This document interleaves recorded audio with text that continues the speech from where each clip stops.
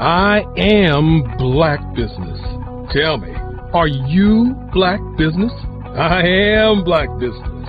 Do you support black businesses? Listen, I support black business because I am black business. Black Business Expo, one of the largest business showcases in the history of black business in the world. The world! Sign up today at www.blackbusinessexpousa.com or call 919-308-9090. I am black business. I am black business. From the moment I wake until the time I sleep, I am black business. I am black business. Are you black business? I am black business. Do you support black businesses? I support black business because I am black business. Black Business Expo, one of the largest business showcases in the history of Black America in North Carolina. Join Dr. Eric Kelly III and a host of phenomenal speakers from all around the globe for this 7-day virtual event that you don't want to miss. The mission of the Black Business Expo is to raise scholarship money from kids all the way from high school all the way from college. The Black Business Olympics is one of the largest black business showcases in the world. It is an opportunity for businesses and companies to showcase their businesses globally. We are going to be giving away laptops up to $5,000 away to students. Again, I'm Olivia Appleberry, the founder of 2 Cents Finance and one of the speakers for the expo. I am so excited to see you there. For more info, go to www.blackbusinessexpousa.com or call 919-308-9090 and hope to see you there. I am black business. From the moment I wake until the time I sleep. Yes, I am black business. I am black business. Tell me, are you black business? I am black business. Do you support black businesses? Listen, I support black business because I am black business. Black Business Expo, one of the largest business showcases in the history of black business in the world.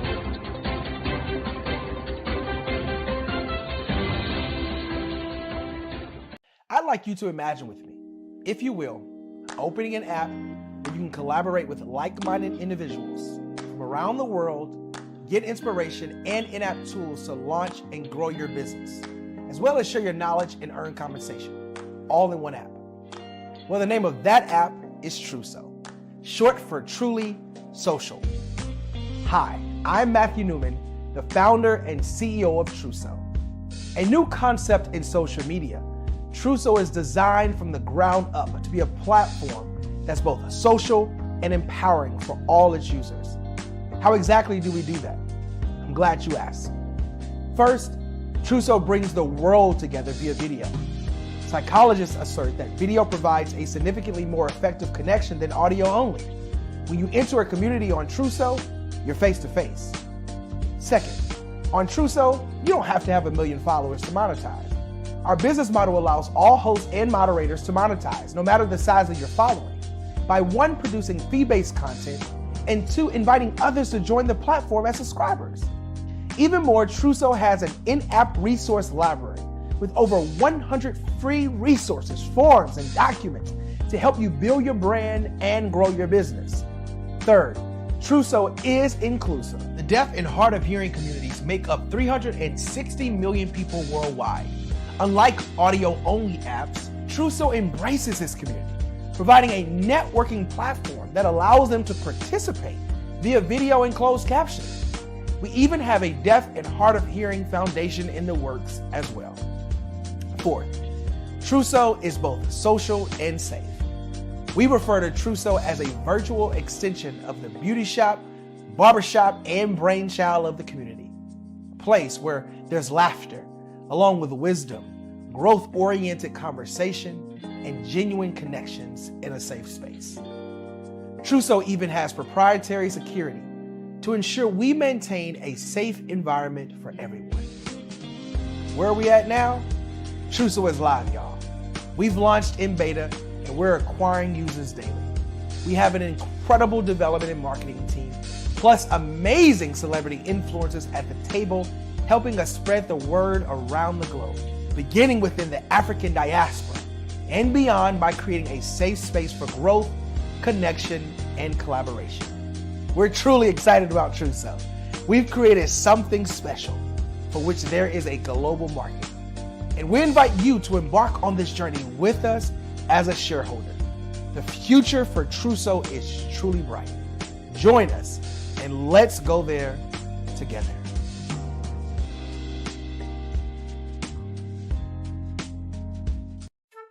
This is Dr. Arnold T. Petsworth. He's the owner of Petsworth Vet World. Business was steady, but then an influx of new four-legged friends changed everything. Dr. Petsworth welcomed these new patients. The only problem, more appointments, meant he needed more space. That's when Dr. Petsworth turned to his American Express business card, which offers flexible spending limits that adapt with his business.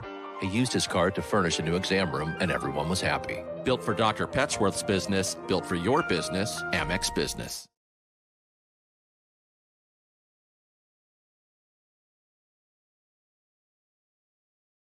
The Black Business Expo's mission is to raise funds for high school seniors going to college or K-12 entrepreneurs. This expo is a fundraiser for students. Please, you may go to www.blackbusinessexpousa.com to donate to the scholarship fund or use the Cash App at $BBXUSA. Our goal is to give laptops and up to $5,000 to 10 students.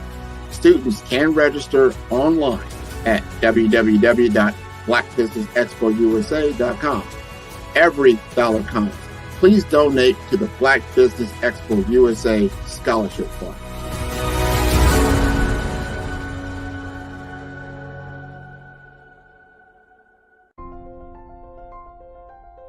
What if you could build your own city? A place where every child can find nurturing people to help them achieve their full potential. A place where every adult can access job training support, where health education is abundant, where social justice ruled the land. A place without limitations. Welcome. You have arrived at STEM City USA. It is what every city should be.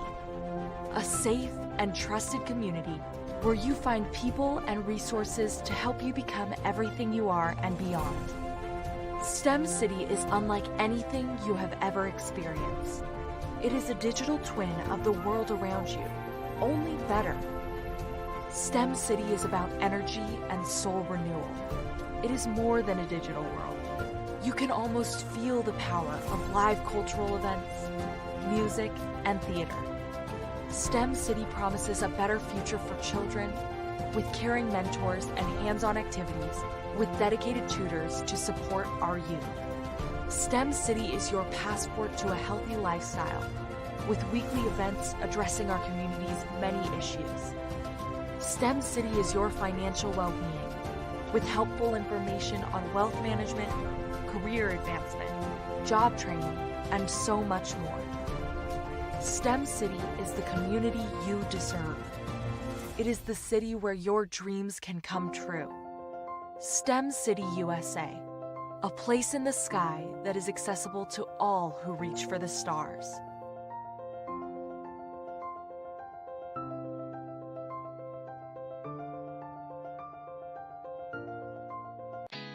Did you know women represent just 3% of Fortune 500 CEOs and less than 15% of corporate executives at top companies worldwide? Have you wondered what the secrets are to getting into the top ranks, whether in the private or public sector? Do you want to figure out how to stop being held back in your career or passed over for promotion? Then you're in the right place. Hi, I'm Dr. Madeline Ann Lewis, President and CEO of the Executive Women's Success Institute. I have decades of experience in the military, the federal government, and corporate America, and my mission is to help women succeed and tap into their full potential. I want to reach 1 million plus women around the world to become the leaders they are meant to be. So if you want to move into a management or executive level position, or maybe you are a female veteran transitioning out of the military into business entrepreneurship, then reach out to the Executive Women's Success Institute at 301-693-3284. Let us get you on the fast track to success.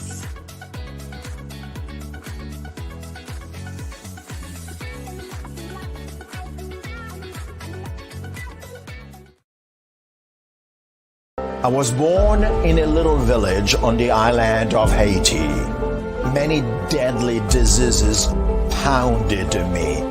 It is as if they were on a mission to end my existence on this earth.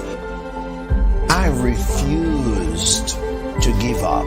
In 1983, I left Haiti and came to the United States of America. And I came with $5, 2 shirts. I didn't speak in English. I came to Atlanta. I got a job. I was a doorman. I was a doorman with a dream. What I used to come on stage. I'd rehearse this moment that I'm standing in front of you. That's the power of a dream. Maybe today is the day you begin acting as if you already have it. And then step out with full force. Take a risk. No condition is permanent.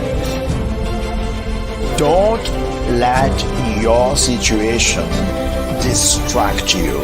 You are chosen. You are called. You are born for a purpose in this life.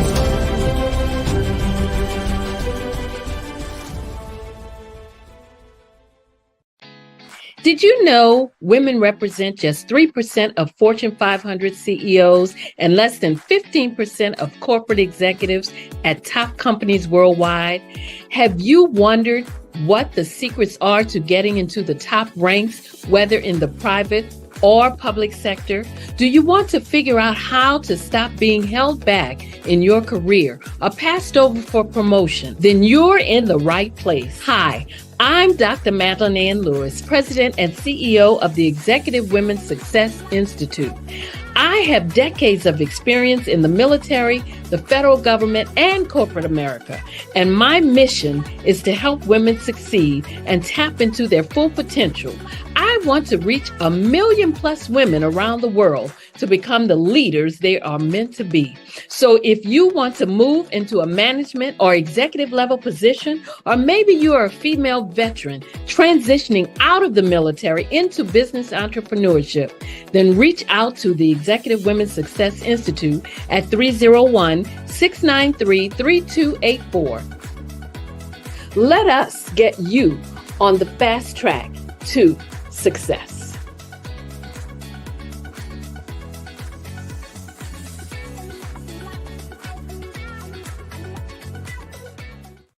I'm Ramon Ray, founder of Smart Hustle Magazine and smallbiztechnology.com.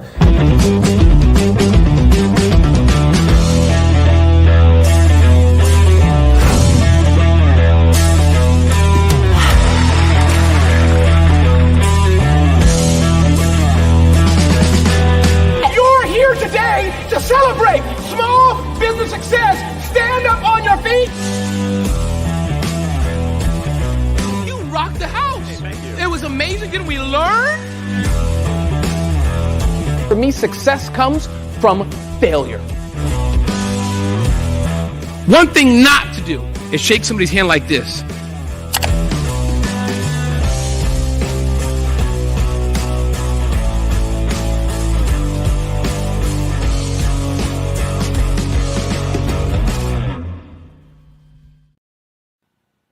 Hello, my name is Kiasi Helm and I'm 14 years old. I think my genius would probably have to be setting goals and achieving them. I say this because ever since I was young, I always wanted to be an author, and at age 11, I ended up achieving this. But not only did I end up becoming an author, I ended up becoming a public speaker, a publisher, a business owner, all these great things. The name of my business is Written by Kids Publishing Company. I decided to start this company because I thought it was important for me to help kids my age express themselves through literacy and just achieve their own goals. Because to me, achieving goals is the best thing in the world to feel. It's you just achieving things and aspirations that you set for yourself. And I know that everybody is capable of this because even if you don't end up achieving the goal, you still tried your best, and that's the most important thing. And everybody is capable of this because genius is common. Thank you. I'm Kennedy Harris. My genius is being an entrepreneur. I'm the CEO of K-Lock, a company where I develop my very own line of kids supplements. I currently market my multivitamin for kids to help combat weak immunity. During the pandemic, research has shown that having a strong immune system is key to fighting off disease. My vitamins are for kids, but adults can benefit from them as well.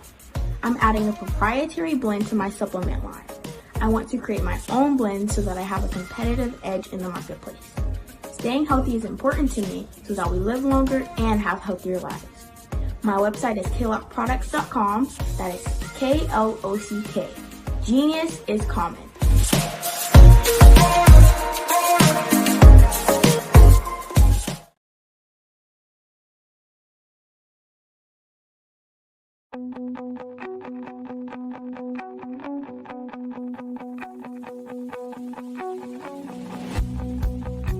I am Black business. From the moment I wake until the time I sleep. Yes, I am Black business. I am Black business. Tell me, are you Black business? I am Black business. Do you support Black businesses? Listen, I support Black business because I am Black business. Black Business Expo, one of the largest business showcases in the history of Black business in the world. The world! Sign up today at www.blackbusinessexpousa.com or call 919-308-9090. I am Black business.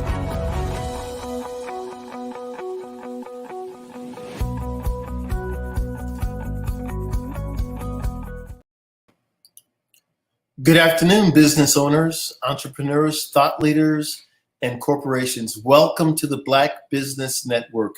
My name is Charles Kithcart of African Diaspora Maritime. I'm your business moderator this afternoon on the Black Business Network.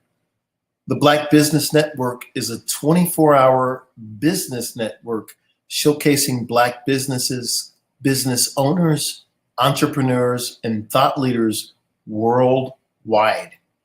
We have speakers from North Carolina, London, Singapore, Africa, Japan, and cities all over the United States.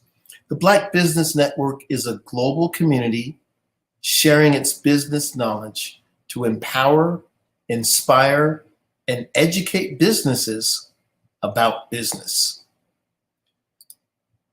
Today, we have Soraya Woods, and Soraya is a financial guru, and she's going to come in and teach us something.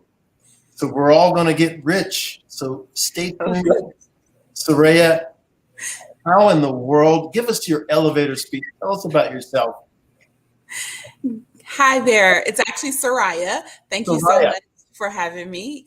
Indeed. So I am a life insurance agent / financial coach. I am in the process of becoming a financial advisor, and I am very, very intent on helping educate people who look like me on finances and how to build generational wealth. Most of us were not taught these things in school. And so it is my crusade to change that and to start changing the narrative for Black people and the things that we're able to accomplish in our lives. This is a fabulous, fabulous topic, because we are a spiritual people, but if we don't get our dollars and cents right, we're going to be in more trouble. So as a Black person, what are some of the unique financial challenges or barriers that I may face when it comes to achieving financial security? Well, I think the biggest challenge / barrier is the one that we have in our own minds, to be honest. It's the one that was passed down to us from generation to generation. It is the thought that we're not capable of creating wealth, or that we're not worthy of creating wealth. And it's an inherent thought process that I believe many of us have. I'll use myself as an example. When I was growing up, I grew up in Cleveland, Ohio, and I learned not much at all about money other than how to hustle for it and how to spend it, because I made it, so it was there for me to spend if I wanted to buy something. And that was the extent of my money knowledge. And so I spent my years growing up with that same mindset. So I spent frivolously most of the time, because if I saw something I wanted, I bought it, but with no thought on saving money and making it work for me and making it grow. Brilliant, brilliant, brilliant. Are there specific, well, wait a second. I've got your questions here, but we have to this has to flow. Yeah. And what you're saying makes so much sense, because sometimes we don't understand, and we are trying to grasp and get all the things that we think other people have. And that makes us broke. One of the metrics I used was, on payday, I said, you got to pay all your bills off, or have a plan to pay those bills in a timely manner, and then take care of all those things. And then at the very last, it was the fun stuff. If I could have fun. If I couldn't have fun, it was just no fun that weekend. Yeah. So, but I do see a lot of people so dressed up and fancy going out, and I suspect that they don't have much. Yeah. So Because you're we'd right. rather look good. We'd rather look good and show off for people who couldn't care less about us, rather than, worry about building wealth for ourselves, for our future, and for our kids and their future. So it is psychological. And the It biggest is. psychological thing is that we have to stop trying to impress ourselves, each other, and the greater world with what we look like, and really have some solid, stable finances. And after you've done that for a couple decades, then you can get fancy. But we just saw the movie The Blind Side is getting blown up, and it's in trouble because the Toohey family apparently took advantage of him. Well, that's what he's saying. But that Toohey family just sold their businesses for at least $100 million. Wow. Right. So this is big money. All right, now let's look at one of your. So are there specific life insurance policies or financial strategies that are tailored to the needs of Black individuals? So I wouldn't say that there are any specific ones tailored to the needs. What I will say is that there are specific ones that we should get versus other ones. So one of the things that I hear often in the world of social media is the pushing of whole life policies, IULs, and things like that. I don't want to bash anyone or anything that they produce, but I will say that those are typically not the best policies for what the purpose they're intended to serve. Mm-hmm. So a lot of times they are more beneficial to the salesperson who is selling it rather than the person who is obtaining the policy. Okay. And they're typically sold with the idea of building wealth inside of the policy, having a savings account inside of the policy, being able to borrow from it, being your own bank. And these are the buzzwords that are thrown out there, without telling people the trap that they're falling into in having these policies, which often comes at the risk of losing your money because the policy ends up eating itself from the inside out, or you're penalized on these monies that you end up borrowing from, you're taxed on them. And so there are different risks involved with these sorts of policies. So my crusade is a little bit different with the company that I'm with. Our crusade is to buy term and invest the difference. The idea here is to protect yourself while you are still young and building your financial stability and building your family and helping your family to grow, because during that time, a loss of income would be devastating.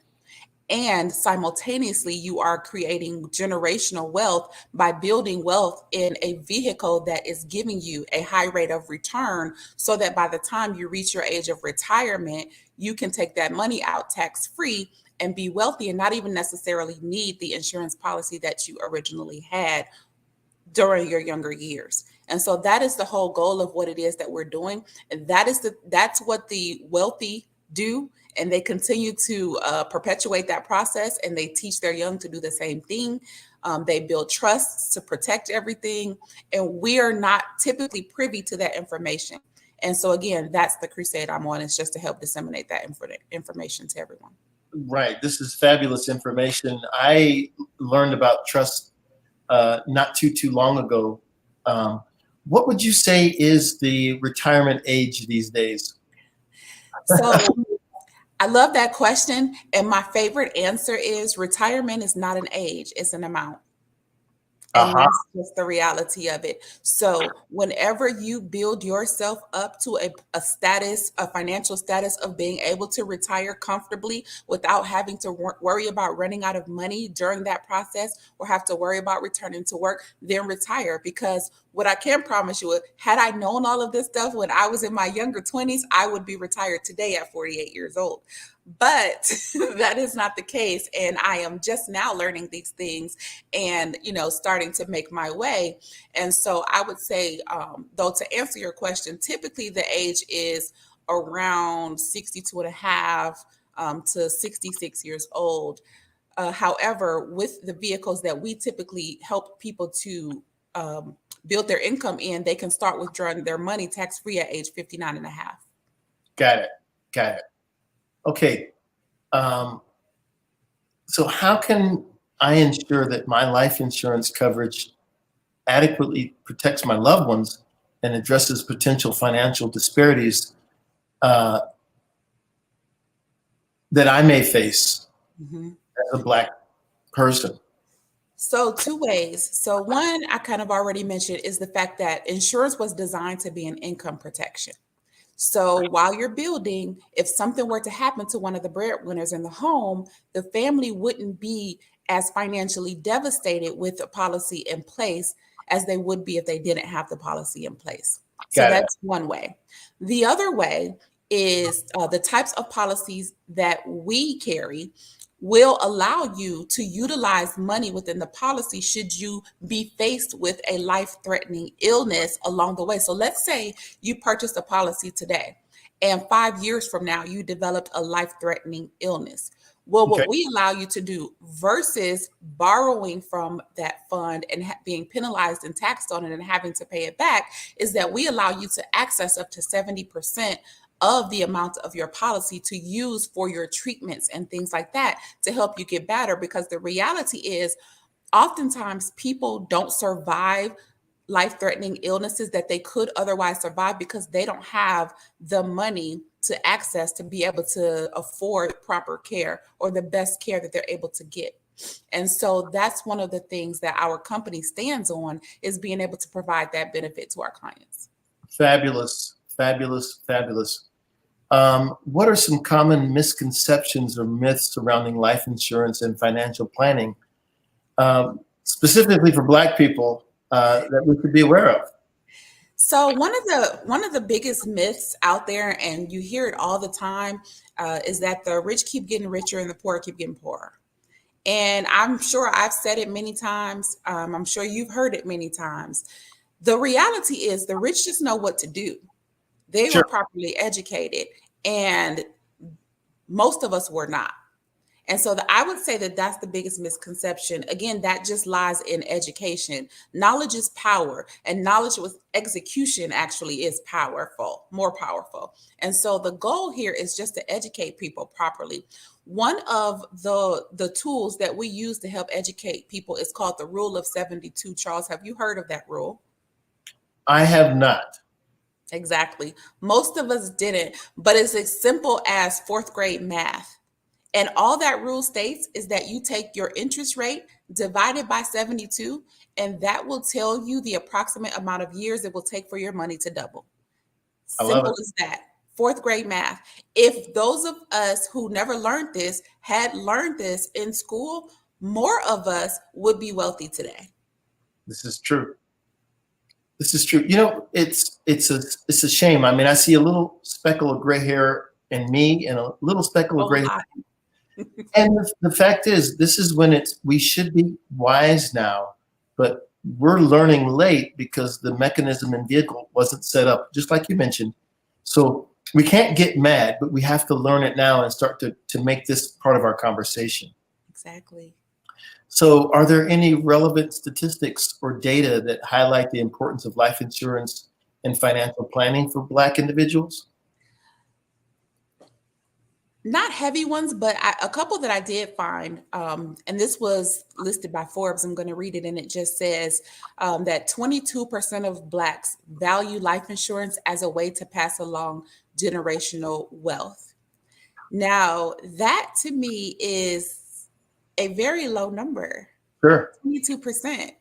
I really want to see that number grow. And again, that just comes along with having conversations like this and opening up the platform for people to be able to have this type of dialogue. Another one that I found stated that insurance for Black Americans is on the rise, though. And so according to a 2022 report, Black Americans are the most likely group to own life insurance, and they're at around 56%. So that actually made me really happy. However, it's kind of a double-edged sword because the majority of that number are obtaining those policies that I spoke about earlier that are not really benefiting them. So they're getting into the game, but they're being directed into the wrong part of the game. Yeah. Intentionally. Yeah. So we're going to just presuppose we're talking about Black people through this because we're on the Black Business Network. Yeah. And what we have to do now is we have to hear it, we have to read it, we have to learn it, and then we know. But if we're just hearing one or two people tell us something, it's wrong. Yeah. Right?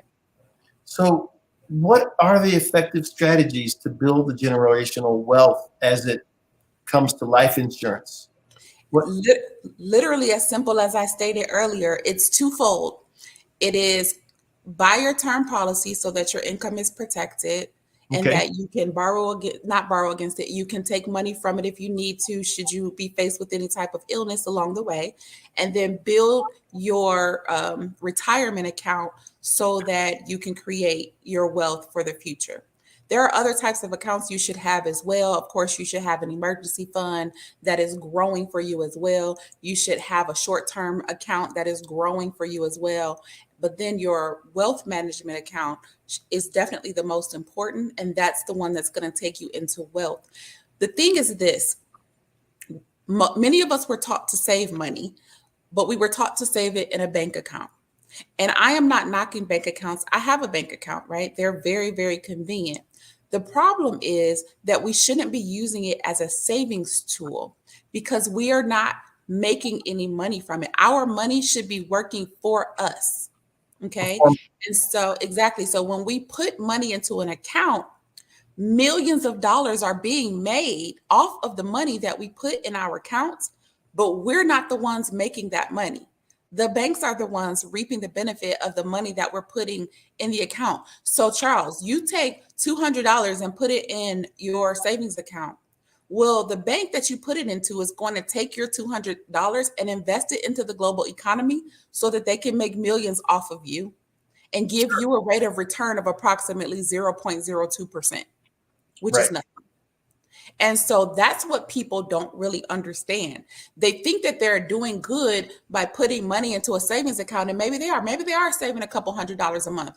And kudos to them for doing that. That's a great thing. And they're not just frivolously spending it. However, the goal is to create wealth. You're never going to create wealth by sticking it into a bank account, because it's never going to grow for you. It is sitting there collecting dust for you while they're reaping all the benefits from it. So again, part of our crusade is to cut out the middleman and help people to understand how to create that wealth for themselves versus the bank taking the money. This is brilliant. This is brilliant. Are there any community-based initiatives or programs that offer financial education and resources? So I haven't found any community initiatives specifically that speak to it in the way that we do. However, I, myself, and my team are doing our best in our community. We're in Las Vegas, Nevada. And so we are doing our best to provide that sort of initiative. So one of the things that I'm personally doing is working with churches, specifically Black churches, to come out and speak to their congregants and talk to them about have this exact same conversation about money and insurance and how they work. I am also working with schools. That is next on my agenda of places to go and have these conversations and teach these students the rule of 72. And so those are the things that I'm currently working on. I try to get out to as many events as I can. One of the other things that we do is senior Medicare. And so I do try to get out and speak with seniors as often as I can so that they can be properly covered and not taken advantage of either. Amazing. And it's amazing that you're in Las Vegas, because that is sort of the capital of just blow the money. But really the truth is somebody's making a lot of money. Yeah. Right. Yeah. So it sort of seems like it's the opposite, but I can assure you that there's some very frugal people counting money every night. Yeah, there are. So list us some alternative forms. So by the way, your answer is that you are the one who's doing the teaching. I am. And we're in a. I'm sorry. No, we're online. And that means that your reach can be as far as the internet can reach. And here you are. So it's time for us to really take the time. And I always say this to my friends. We've got to miss a couple of these basketball and football games and learn something. Yeah. Yeah. Okay. So are there alternative forms of financial protection or savings vehicles that may be more beneficial compared to traditional life insurance policies? So I won't get too heavy into the financial side of it, just because I'm not technically a financial advisor yet. Sure. I am testing soon. But what I will say is that insurance is a very important part of the plan. So definitely you want to have that as well. There are many vehicles that can help you to obtain short-term gain and long-term gain. My favorite is the Roth IRA to create your retirement income, because again, that is like the only vehicle that you can do that and create a tax-free, be able to pull your money out tax-free at age 59 and a half. Now, with that being said, there are money market tools out there and other tools that you can use in the interim to sort, and mutual funds and different things that you can use throughout your journey to create different avenues of wealth for different time frames based on your needs. And everybody's needs are going to be different. Okay.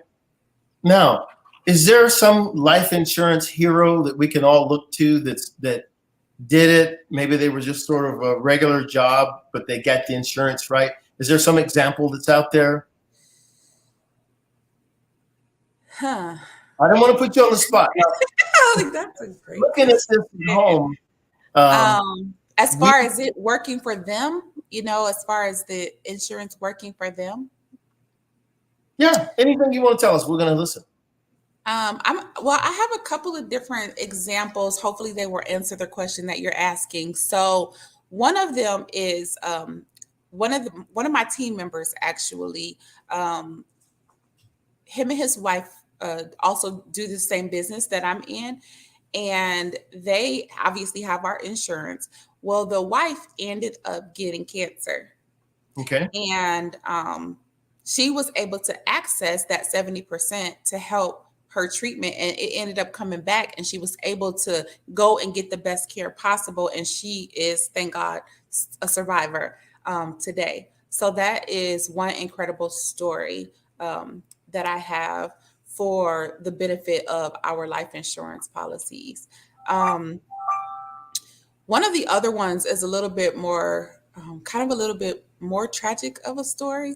I don't know if you have heard of Vegas Strong before, with the issue that happened out here on October 1st. I want to say 2017, I think it was, where a bunch of people were murdered at a concert. And our company was the only company to pay out. 4 victims had life insurance through our company, and we were the only one that paid out, because one of the things that people don't realize in the policies that they have is that there are exclusions included in them, one of which is called an active war, active terrorism clause. Got it. And they don't tell people about these exclusions. Well, because that was deemed an act of terrorism, the companies didn't pay, because that was a clause, that was an exclusion, basically, that was written into those policies. Whereas our company doesn't have those exclusions. And so people who take advantage of our policies will benefit from the fact that we don't have any exclusions. There's nothing hidden in our policies. The only one is the federally mandated one of suicide, and that is in place in our particular state for 2 years.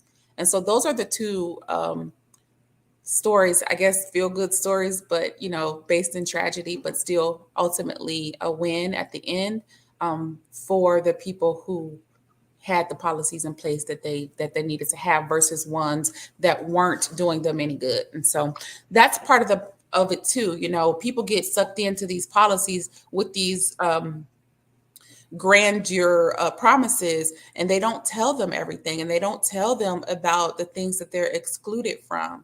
And that is scary. It's scary that people don't know what they're getting into. One of the very first things that these policies that they're selling will say on the page is, read your policy carefully. And they are banking that the person will, one, not read their policy carefully, and two, if they do read their policy, won't understand what they're reading anyway. Because as the sales agent, they don't have to disclose everything themselves, as long as they put that verbiage in there. And so you just got to be careful. Right. So ultimately, the insurance makes money because people pay into it, and then they say, look, we're banking that these big disasters don't come that we're liable for. And then when something that the normal thing, because everybody's going to die, will pay out. But then by the time you're gone, no big lump sum. But we need to be covered, because if we're not covered, we can deplete our resources or not get the treatments that we need. Exactly. And the thing is, I know that you've seen like the GoFundMe's. I see them all over social media, the car wash signs, the bake sales, and the things that people do when a loved one dies. And here's the reality of the matter, Charles. Like you just said, the only guarantee in life is that none of us are going to make it out of here alive. Not one of us. And so it's funny to me and sad how we will run out and insure our cars because somebody told us that we have to, right? We will insure our cell phones. We will insure our laptops and our homes. And on the off chance that something happens, we don't insure our cell phones when we purchase it and go outside and chuck it across the parking lot. You know what I mean? Right. It may or may not break. Our lives, though, are the one thing that is going to get lost at some point. None of us know when, where, or how. I had a godson that passed away in June, 16 years old, went to sleep and didn't wake up. None of us expected that, Right. And so the thing is, we never know when or how. People leave every day and don't make it back home at the end of the day. And so you don't know. I just passed an accident yesterday where the white sheet was up because somebody didn't make it. And so the thing is, guys, you don't No. And so you have to be protected because your family is going to be in a worse position if something happens to you. And so the reality of the matter is, do you want to leave your family in a better, same, or worse position when you're gone? You don't want your family to have to go begging for money to bury you. Funerals are expensive, extremely expensive. But not only that, with death comes debt, period. You know, it doesn't matter if you're quote unquote debt free. There is always something, and there are always going to be bills that are left behind that your loved one is going to have to take care of or continue to maintain without your income being present any longer. And so we have to be, you know, more diligent and more knowledgeable of these things so that we can create the proper platform so that our families are protected. Well, this is brilliant. I as I'm listening to this, one of the things that I'm sort of thinking about is that the idea of getting married and partnering in, and that the children will take over and carry forward like a relay race what we've achieved. Yeah.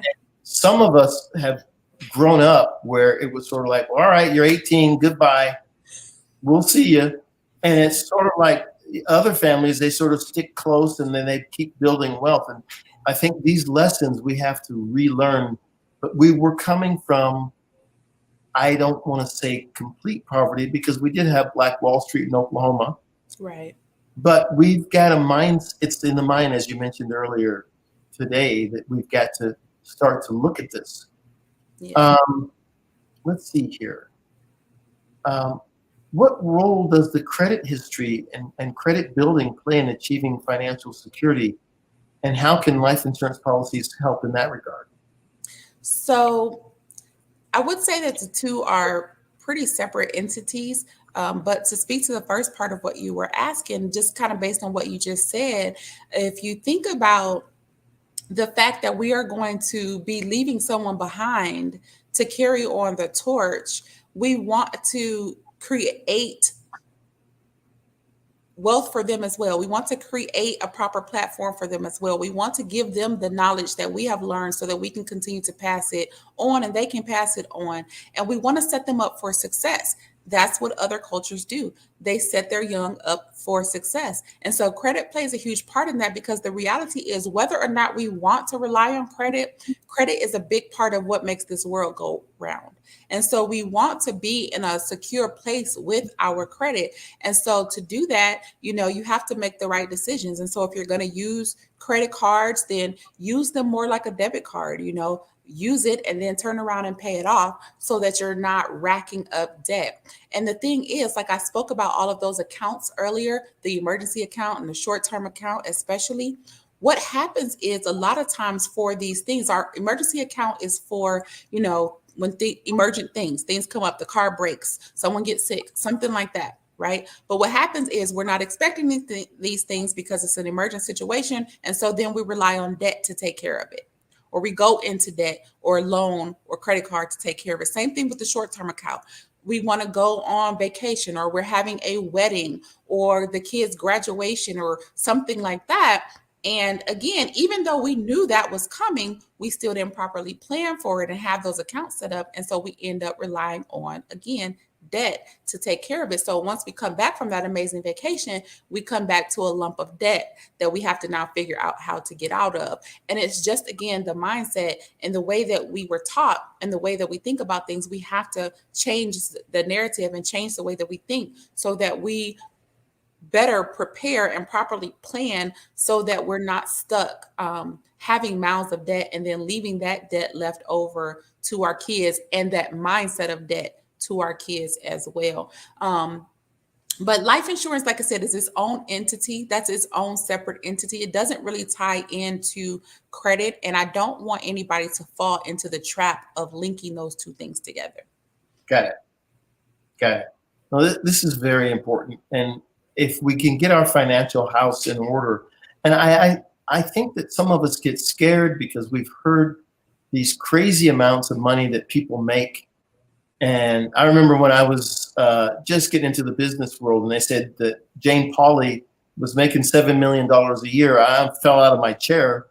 But within the realm of what we make, if we make proper decisions, you can squirrel away money and get your insurance in place and get all those things in place. But it can't be that you go out.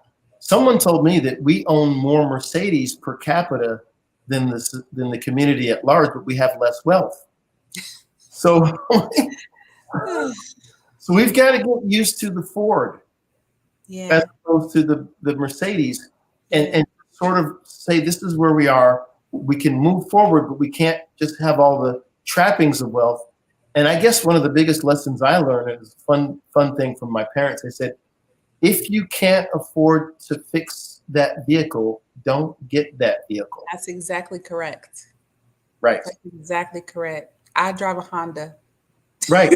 I drive a Ford. So I've seen people with a dent in a Mercedes, and I'm like, you can't have a dent in a Mercedes. This is terrible. Yeah. If you have a Mercedes, that means you've got enough to get the dent out. Yeah, you would think, but they don't. They go into debt just again wanting to, look good for the masses. Get that together. All right. And, now, here we are. go ahead.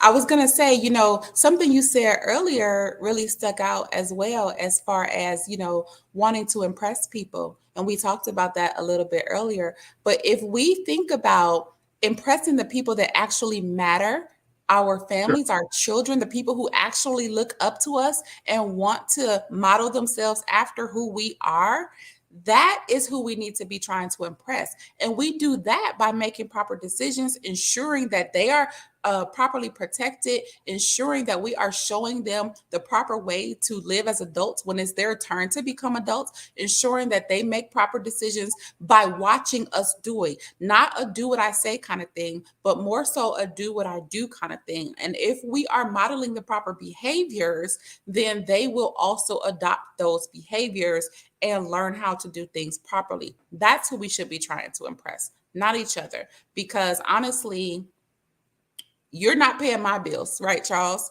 So with that, I don't need to, drive a fancy car or wear Chanel earrings for you, because for what? You're not paying any bills over here. And so for me, I want to impress my kids, my grandkids, the people that are watching me and wanting to model themselves after who I am. I don't want them to go out and model themselves after somebody that they see on social media or somebody that they meet in the streets, because that person looks like they have it all together, whereas their character or the things that they are doing for those things are, less than ideal. And so I would rather show them how to do things the proper way.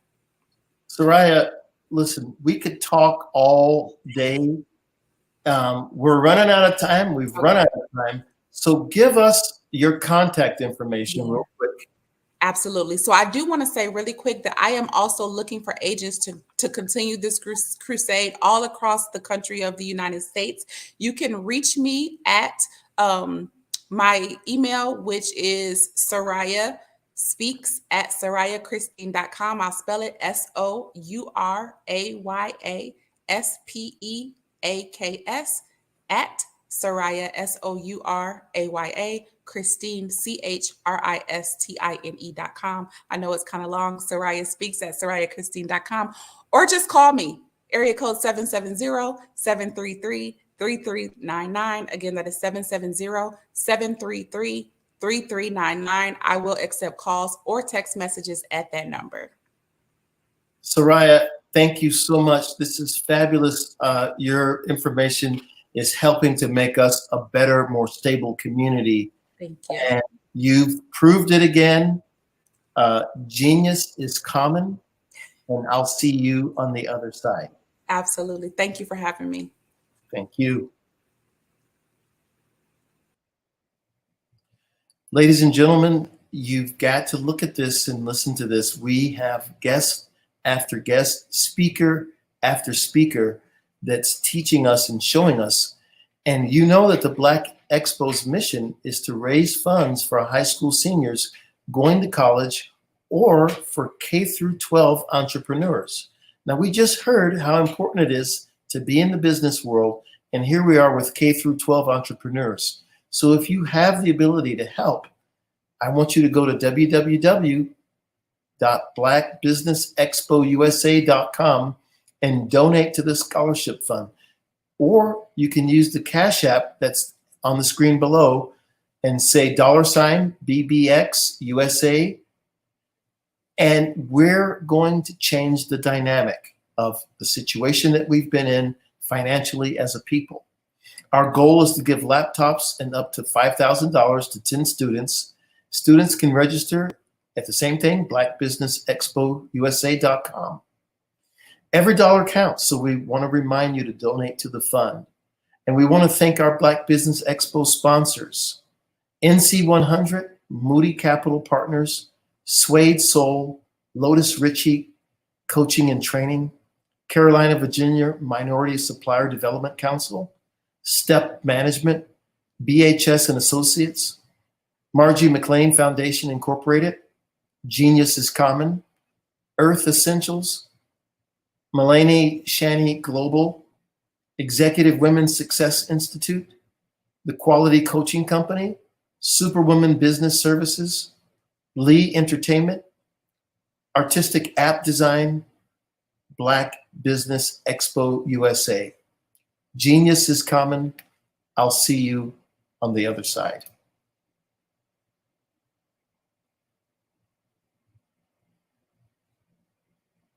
Hey guys, my name is Caden. I'm the CEO of Caden Teaches, and my genius is teaching kids about financial literacy. Throughout my financial products, such as my financial flashcards, my activity book, and my newest project, my financial bus, which I bought. And on the bus, it has a mock bank where kids will learn how to deposit and withdraw money, a mock grocery store where kids will be able to learn how to have a family budget, and a mock stock exchange where kids will even be able to learn how to invest in stocks. Now, I decided to start teaching kids about financial literacy because I find that most kids graduate high school without even knowing the basics about financial literacy. And I feel if I were to teach kids about financial literacy, that I would be able to help kids tap into their genius. And I actually learned about financial literacy to my dad because I would go to business meetings with him and I would always see that they were talking about financial literacy. And at that point, I didn't understand what financial literacy was. So I took it upon myself to learn about financial literacy and teach it to kids in a way that they could understand. But I want you guys to help me help kids tap into their genius by going to my website, cadenteaches.com, and you can sew into me in my financial bus by going to my GoFundMe link. And remember, if Caden can, you can too, because genius is common.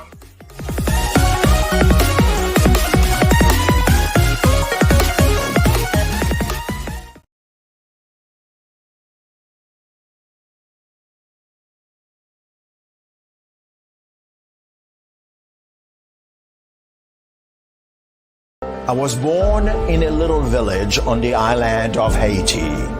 Many deadly diseases pounded me. It is as if they were on a mission to end my existence on this earth. I refused to give up. In 1983, I left Haiti and came to the United States of America. And I came with $5, 2 shirts. I didn't speak in English. I came to Atlanta. I got a job. I was a doorman. I was a doorman with a dream. What I used to do, I used to come on stage. I'd rehearse this moment that I'm standing in front of you. That's the power of a dream.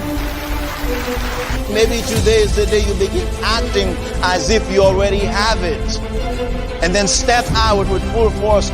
Take a risk. No condition is permanent. Don't let your situation distract you. You are chosen. You are called. You are born for a purpose in this life.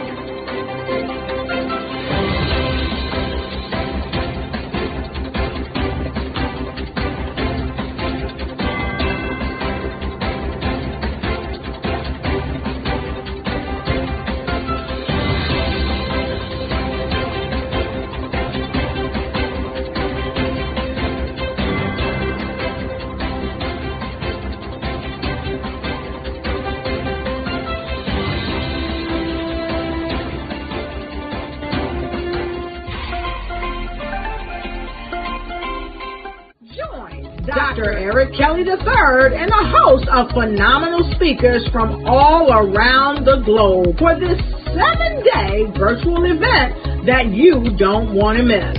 The mission of the Black Business Expo is to raise scholarship money from kids all the way from high school all the way from college. The Black Business Olympics is one of the largest Black business showcases in the world. It is an opportunity for businesses and companies to showcase their businesses globally. We are going to be giving away laptops up to $5,000 away to students.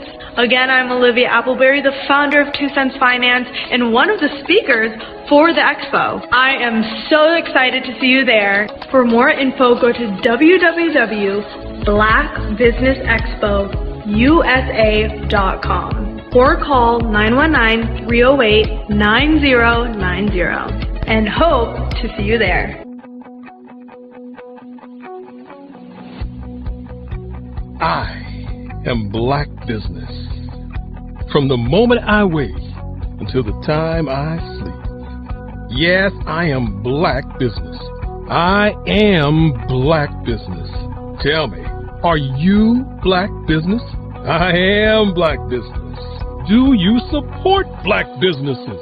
Listen, I support Black business because I am Black business.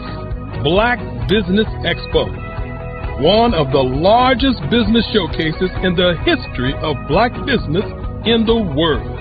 The world!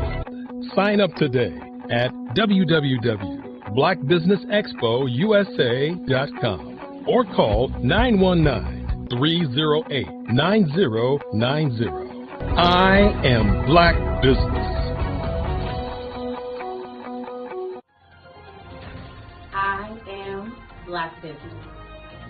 From the moment I wake until the time I sleep, I am Black business. I am Black business. Are you Black business? I am Black business. Do you support Black businesses? I support Black business because I am Black business. Black Business Expo, one of the largest business showcases in the history of Black America in North Carolina. Join Dr. Eric Kelly III and a host of phenomenal speakers from all around the globe for this 7-day virtual event that you don't want to miss. The mission of the Black Business Expo is to raise scholarship money from kids all the way from high school all the way from college. The Black Business Olympics is one of the largest Black business showcases in the world. It is an opportunity for businesses and companies to showcase their businesses globally. We are going to be giving away laptops up to $5,000 away to students. Again, I'm Olivia Appleberry, the founder of 2 Cents Finance and one of the speakers for the expo. I am so excited to see you there. For more info, go to www.blackbusinessexpousa.com or call 919-308-9090 and hope to see you there. I am Black business. From the moment I wake until the time I sleep. Yes, I am black business. I am black business. Tell me, are you black business? I am black business. Do you support black businesses? Listen, I support black business because I am black business. Black Business Expo, one of the largest business showcases in the history of black business in the world.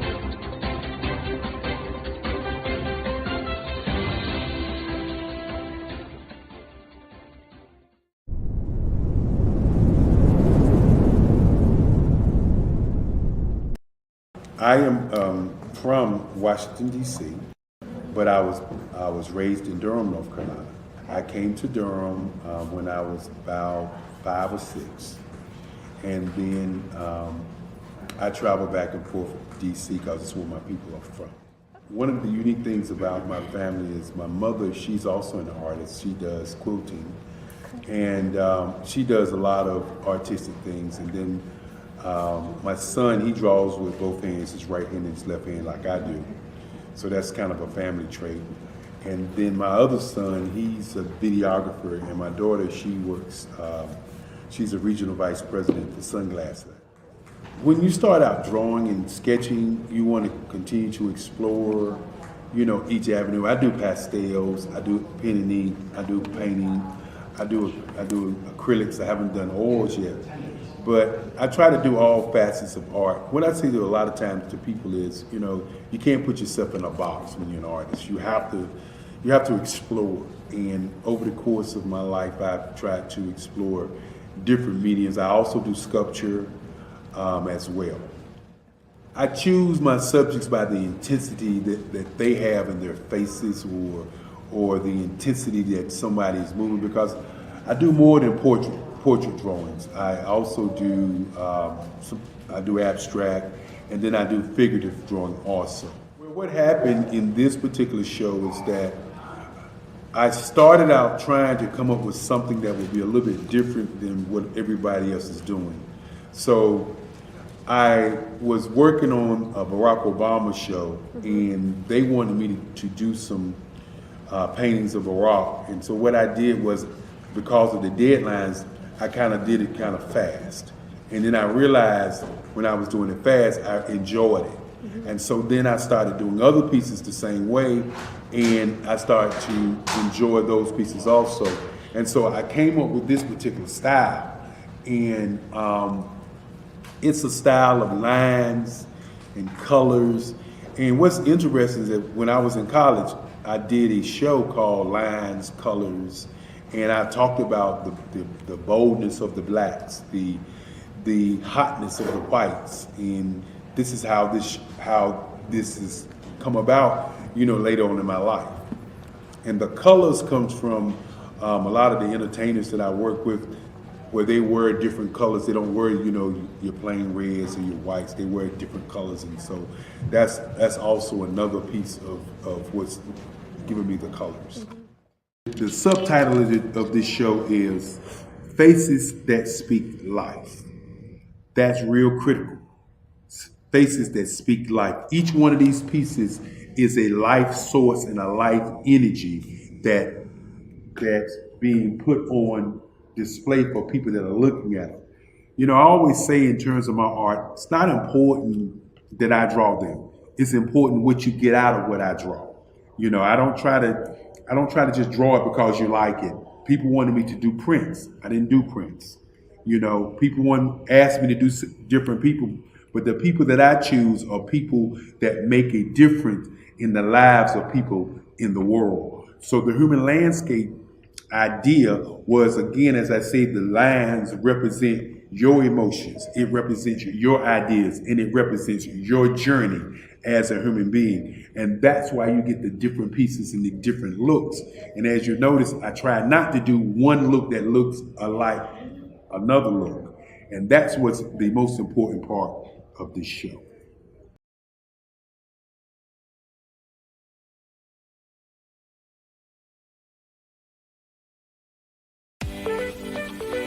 You are in the right place at the right time. The Black Business Network opens again for its Black Business Olympics, a 24/7 broadcast on business, strategies, global branding, social media marketing, finance, advertisement, and much, much more. Featuring the top, most powerful entrepreneurs and speakers and thought leaders from all around the world as they gather together for this phenomenal event. Join the Black Business Network streaming live into the metaverse. STEM City, USA, Black Multiverse, Pod TV, Roku, Hulu, iHeartRadio, Apple TV, YouTube, TikTok, Instagram, Google Podcasts, Facebook, LinkedIn, IBM TV, Spotify, and Twitch. Tune in today and be a part of this amazing movement. The Black Business Olympics welcomes you.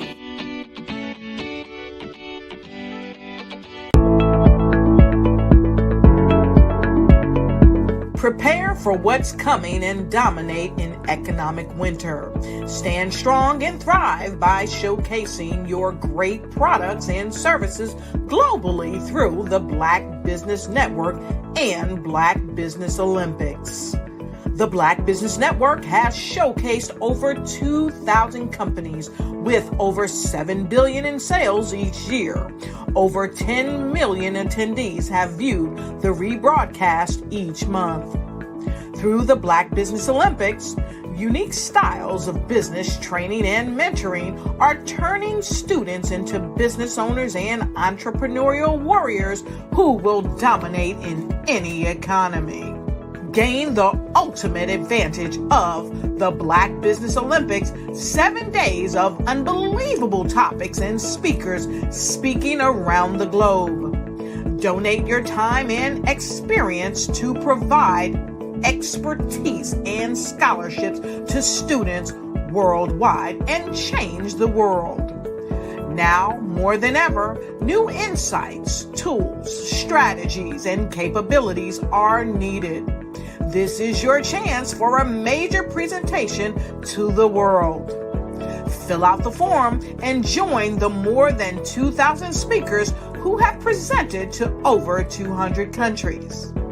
Join the Black Business Network streaming live into the metaverse, STEM City, Black Multiverse Enterprises, Hulu, Amazon, YouTube, iHeartRadio, Apple, Facebook, LinkedIn, Pod TV, IBM TV, Spotify, and Google Podcasts. Sign up today. Spaces are limited, and we will see you there.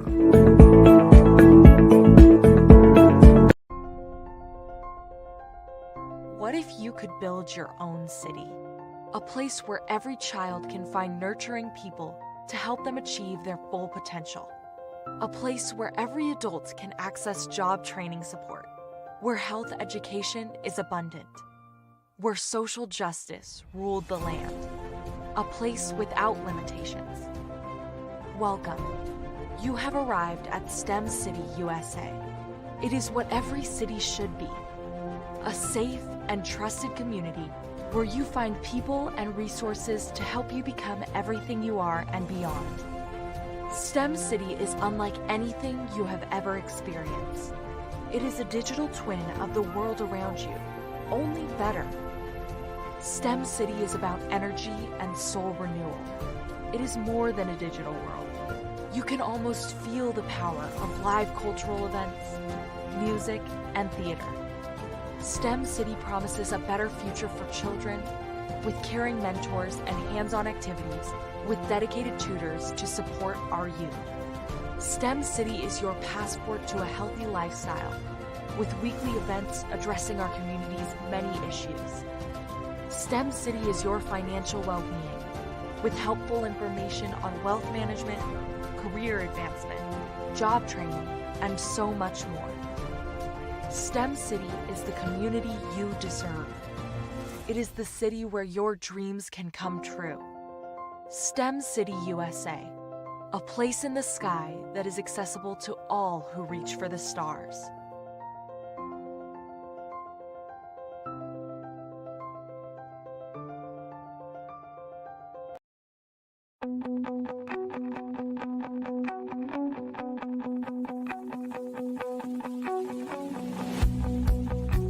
I am Black business. From the moment I wake until the time I sleep. Yes, I am Black business. I am Black business. Tell me, are you Black business? I am Black business. Do you support Black businesses? Listen, I support Black business because I am Black business. Black Business Expo, one of the largest business showcases in the history of Black business in the world. The world! Sign up today at www.blackbusinessexpousa.com or call 919-308-9090. I am Black business.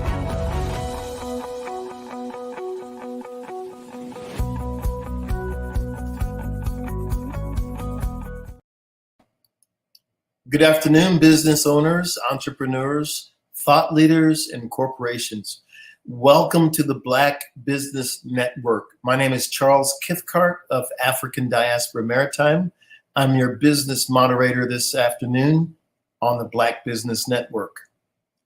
The Black Business Network is a 24-hour business network showcasing Black businesses, business owners, entrepreneurs, and thought leaders worldwide. We have speakers from North Carolina, London, Singapore, Africa, Japan, and cities all over the United States.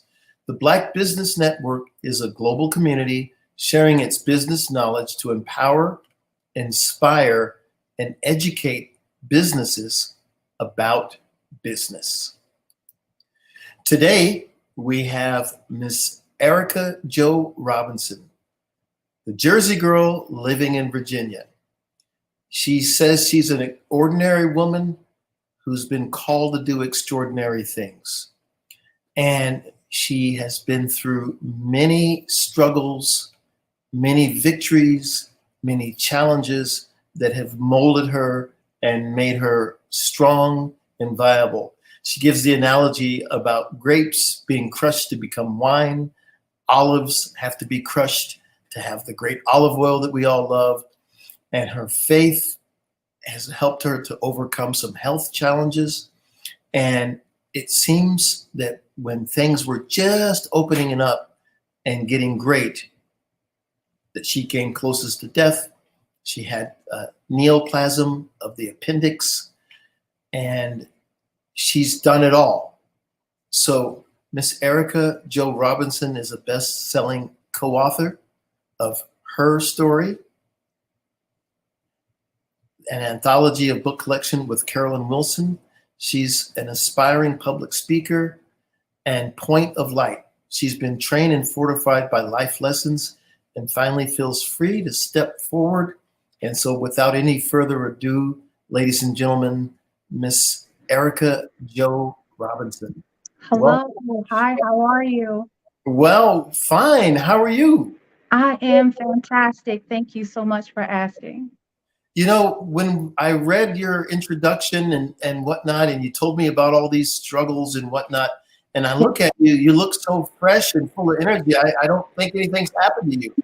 Oh man, it is a double-edged sword, believe me when I tell you. I appreciate your compliment. It is nothing but God. I cannot take any credit for it. You know, when you've been through some things and you come out not even smelling like smoke, you know you've been through the fire. And so I appreciate that. Yes. Understand. So now you got two things here. You say you're a Jersey girl living in Virginia. So Yes. where are you located? I am in Henrico. Yes. And for those of us that aren't familiar with that, where is that in the north, south, and east and west of Virginia? Well, I've never been that kind of girl, but I can tell you I am on the cusp of Richmond. Understood. Right on the cusp. Yeah, Got right it. on the cusp. Yeah. Got it. And so Jersey was where you're from. So you talked about that a little bit. Yes. How did Jersey impact you? How did Jersey impact me? Yes. Man, Jersey gave me the grit that I needed in life. Real talk. Jersey was the foundation for, I believe, everything, everything that I went through. When I was coming up in school, fighting was a rite of passage. It's just what it was. So Jersey has really fortified me and kind of set me off. Jersey and my mom, I'm not even gonna lie, my mom's a tough cookie. So are we looking at the Mike Tyson of Jersey elementary school? Man, it's so funny that you even say that, because when I was coming up, I fought so often that I really thought I wanted to be Layla Ali. No lie. I asked my mom, could I please become a boxer? And I wanted to be like Layla Ali. And her answer, of course, was no. Good. We like that answer. So now, what's the story behind Erica Jo Robinson? Oh man, when my mother was carrying me, she said she watched the show called All My Children. Okay. And there was a character called played by Susan Lucci, Erica Kane. And she said that she was super feminine and she was outspoken and she was a woman who, really asked the right questions and got down to the nitty-gritty of things. And then my middle name comes from my grandmother. Her name is Billy Joe. So that's how my name comes together. Yeah. Okay. So now you were active in school, but not in the way most people would think. So tell us about your side hustle that almost turned into a dream career. So when you mentioned the fighting, that's exactly what it was. Okay. My friends would come and tell me somewhere in between classes that someone was being bullied. And so I would tell them, okay, you know what the fee is, and they would pay me a quarter, and I would go and fight the bully for the one that was being bullied. Oh my goodness. This is, wow. This is a heck of a story. Yeah. Yeah, no, I was definitely always for the one who was being bullied. Yeah. Good. So your mother shot down your first career choice, which was going to be the enforcer. Yeah. And so what was your next big dream? I was enamored by music videos and magazines. And I remember when VH1 first started, and I remember when Yo MTV Raps first started. And I felt like I should have been a music video director, no lie. I love color. I love just the whole process of creating videos. And so shout out to Hype Williams if you're listening. I recognize it. I loved his work. Yeah, so that's what I hoped I would be. I also loved Essence magazine and loved the way they projected people of color, even if that individual was going through maybe a difficult time in life, they always projected them in this beautiful light. And so it was my dream to go work for Essence magazine. Aha. So this might be hard for us to believe, but you had also a military career. Yes. I did 8 years in the Navy. I was a corpsman, FMF 8404, which means I did my time with the Marines. I went into the Marines with not that much respect, but you better believe when I left, I had more than enough respect for everybody and anybody. I came out of there just really knowing that anything was possible for me. I went from there to Hawaii, where I was a corpsman at an emergency hospital, an emergency clinic that was called Makalapa on the island of Oahu. Say that 5 times fast, Makalapa. Yeah, so then after that, I became a medical photographer. I was in the OR quite a bit, documented a lot of cases, seen some both good and bad things there that just kind of stayed with you. But yeah, that's pretty much the deal. I'm probably a fairy or a fluke, they call it. I've never been on a ship in my whole 8-year career. Never. Okay, so this is pretty interesting. So are you saying that because your beginning career of fighting, were you beating people up and then taking their pictures and creating your own business? No, you know what? I was such a spitfire, man, between Jersey and fighting in school and everything. I was such a spitfire in the military. The funny thing is the medal that I got, which was good conduct, I really questioned should I have gotten that one medal, but yeah, it was something that I felt a calling to do. I was probably sitting with some friends and happened to see a formation go by, and it just really spoke to me. And that's the life that, I really wanted to live. I really wanted to join the military. Okay. So now you did the military, and thank you for your service. I also served in the Marine Corps about 30 years ago. Oh, okay. I don't remember seeing you beating anybody up, but I'll have to look back at my notes and see if that was Oh man. You had an impactful moment with a major magazine publication that changed the image of yourself. Share this experience. Yes, it is the moment that I fell in love with Essence magazine as a young girl. I was with my mother and my grandmother on my father's side, Maxine Webster, God rest her soul. She was always, her house was always so beautiful and picturesque. And she had a planter full of magazines. And the very first one facing me was an Essence magazine with Iman on the cover. I was so impacted by this. My first thought was, oh my gosh, Black people really are beautiful.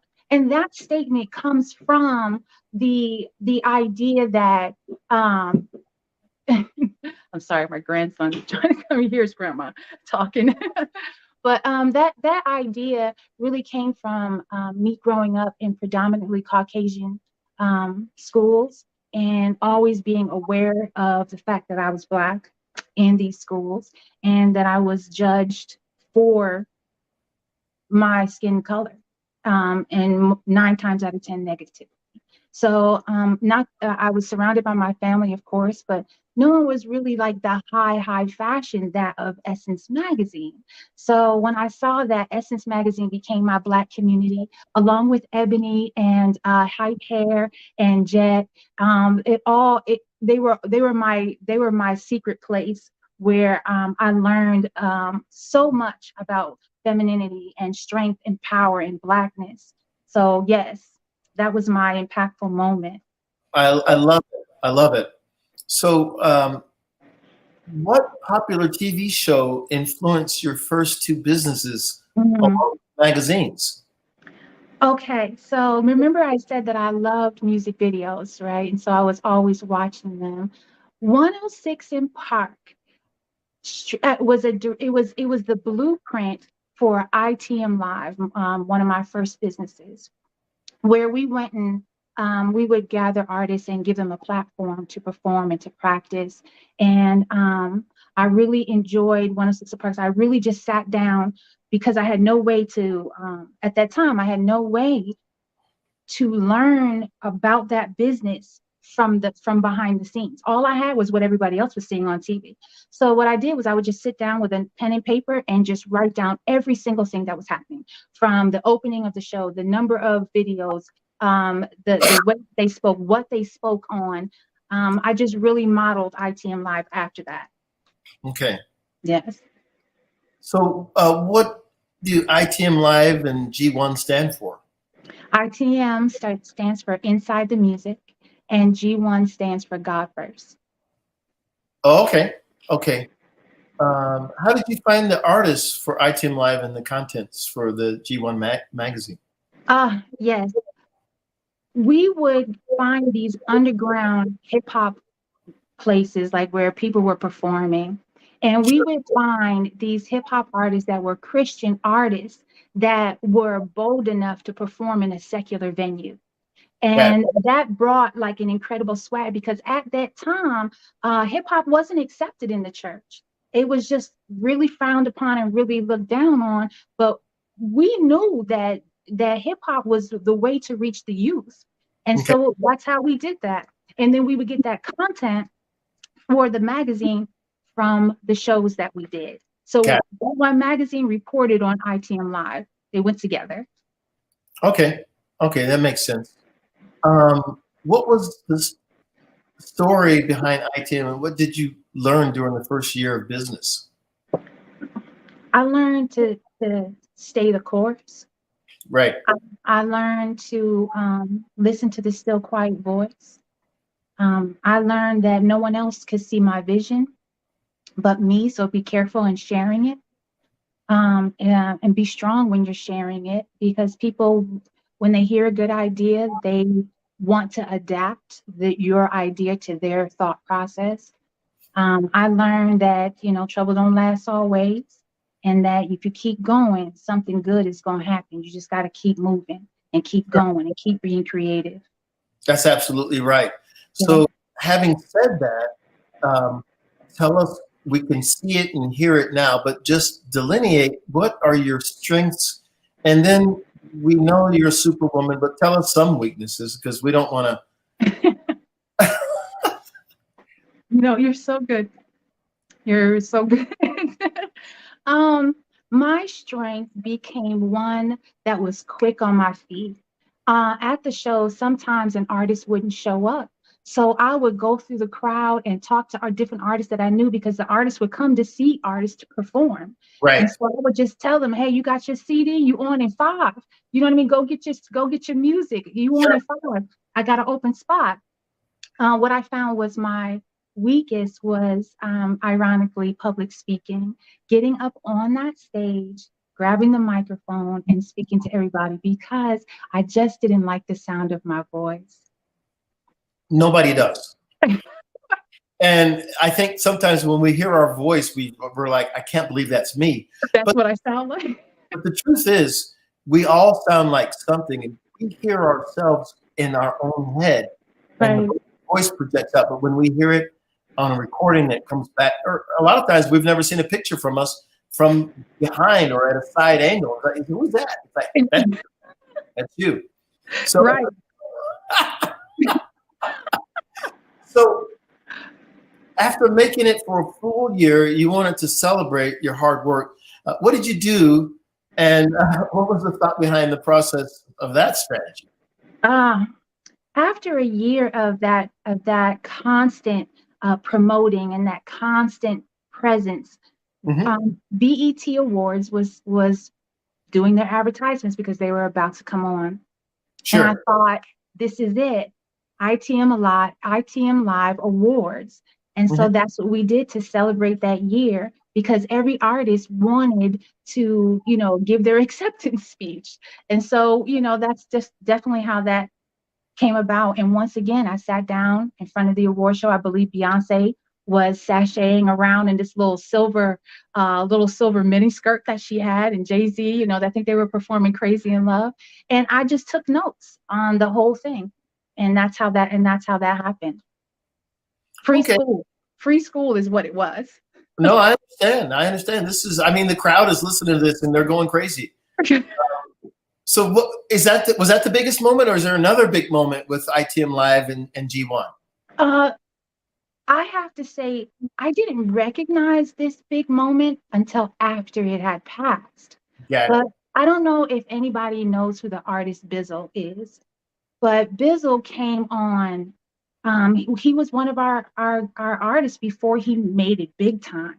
And we got to watch him in music videos and doing his thing, and we were just sitting back like, wow, we had this artist on our stage, and that was a huge thing for us. The other thing with G1 magazine, we had the opportunity, God rest her soul, but Frankie, the singer's mom, Keisha Cole, God rest her soul, but we were so close. We were just this close to getting an interview with her. So that's when we kind of realized, like, man, like we really got something here. Right. Yeah, that was a moment, right? Yes. They call it a watershed moment. Yeah. So what was your next major business, and how did you start that? Well, because of our reputation with ITM Live and G1 magazine, my husband at the time, I am now divorced, but my husband at the time played semi-pro ball And so because of our ability to put on a show, we got offered to own a semi-pro international basketball team. And that's what we did, called the Kitsap Admirals. And couldn't have a basketball team without a dance team. So then that came the flight crew, which I danced for 4 years. I danced with them for 4 years. I loved it. Right. I love it. So more or less, your experiences from the past helped you in the next business you went to. But lay out what really helped you, or is there some key things that helped me transition from one business to the other? Is what you're asking? Right. I would have to say it was definitely number one. Your reputation precedes you. When you're involved in one project, it doesn't matter who's around you. One person, 50 people, 1,000 people, it does not matter. You give your best for the one. You give your best, and then your reputation will precede you because you don't know who's watching and you don't know who's talking. So you always do the right thing. The other thing is that those life experiences, being gritty. I mean, all the way back to, me on the playground, being paid to fight bullies, that all played a part in everything that I had done. So it was like digging your bag and see what you got and what you could use to, get on the next thing when the next thing comes around. It's all these life experiences play a part in building you and making you. I get it. So listen, I'm not that far. I'm in Annapolis. I've got a neighbor. I'm wondering if I could give you a quarter to teach the lesson. Listen, I don't know if I'm any good anymore, but oh my goodness. Yeah, that was me. Me. So you didn't like to speak and get up there, but then what skill did you have to develop in the new business that you thought you got away with in the last? And that is public speaking. Yep. Public speaking is what I thought I was able to get away from and not have to face. But that basketball team needed promoting, and we needed fundraising, and I needed to go out and really impress the people with a fantastic basketball team to get funding, and that led to going to the city government and applying for a grant for marketing, and we landed that grant, and it was fantastic and awesome that we got money from the city to market. We were recognized in that form and fashion, as a tourist attraction for the city. So I had to speak. I had to get on that microphone. It was inevitable. So what I did was I pretended, like I told Erica to have a seat, and I just pretended to be Oprah at that time. Okay, no, this is what I did. Right. So right. That's what I did. I just pretended to be someone I admired. No, this is really funny because this is, as people are listening to this, they're going to take up some of the things that you are saying and meld it into their own lives. And a lot of times they tell you if you're going to speak in front of people, you imagine them in their underwear or funny, and it takes the pressure off of you. But the truth is, the honor is that people are gathered to hear what you have to say. And so there you have it already. They already are excited about what you're going to say. Yes. Yep, that's what I had to do. Even dancing, I was scared, but I didn't want to let fear stop me. So on the dance court, I was Beyonce, flipping hair back and forth. Well, I had a good time. Now we know you can dance. So that wasn't an issue. Or can you? Do you have two left feet? Is it? Well, there's a difference between going to the club and dancing that way, and knowing an 8 count and memorizing moves and playing a character. There is a difference, and I'm not gonna lie and say it didn't take me, an entire summer. I ran into this young cat from Jersey as well. I used to call him Big Jersey, and we would go into this studio, and I would let this 18-year-old teach me these dance moves. Now, we're not gonna say how old I was at the time, but please believe that it was a miracle of God that I was able to do that I was able to do that. Let me just jump in on your age. In the chat box, they're asking me that you said grandmother, and now they're saying call the police because you can't be a grandmother. Did you take somebody and steal them?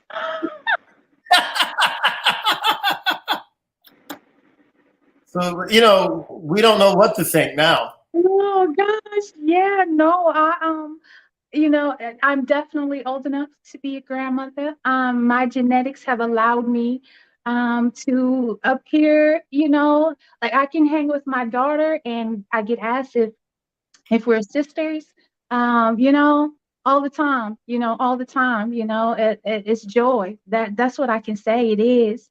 Despite the hard times, despite the rough times, it is joy. It is joy in my heart and soul. That's what it is. It is. This is what I've noticed. If for the African American community, if we take care of ourselves just halfway, we simply don't age as quickly as everybody else. We just look young. The melanin is a wonderful thing. It's a wonderful thing. Yeah, absolutely. Not to say, you know, of course, you know, I've been looking at magazines since I was, you know, a young girl. So all those beauty treatments in there, I was trying them all. Yeah, you got to try that oil of Olay at night. You know, use a night cream in the daytime, and you'll be fine. Right. Absolutely. We know basketball teams do a lot of traveling. What kind of traveling did you do? Were you going out of the country, or what was going on there? Absolutely. We had managed to build a relationship with both China and Japan, and we were traveling to those places often. We would bring their AAU teams. We also had an AAU team, so we would bring their teams to Bremerton, Washington, and teach them American ball, and then we would go over to Japan and China, and you know, and learn Euro ball. We took the adult team and got them jobs over there. We had a working relationship. My passport is stamped up. Absolutely. Okay, so do you speak a little bit of Japanese? I do not, but I do eat with chopsticks if that makes a difference. And what cities in Japan were you in? Oh, you cannot even ask me that right now. Like I can't to be able to pronounce some of these places. I couldn't even. It was such a whirlwind. If we ever get together again, I'll make sure to have those names for you. Okay, because I spent extensive time in Japan on my own, and I was Osaka, and I speak a little bit of Japanese, and I had a great time there. Do you? You know, I have to say that Japanese people are some of the most warmest, most wonderful people that I have experienced. The Chinese as well, but the Japanese people are just so beautiful. Absolutely. Now, I met a lot of Chinese people in Singapore. And, I didn't go to mainland China yet, but I will. But the Chinese have an extraordinary style themselves, but the Japanese are absolutely unique in being extra polite and humble. Yes, the level of cleanliness in Japan it'll freak you out. Like I didn't even see a piece of paper rolling down the street. Nothing. No, they're very, very clean. Very clean.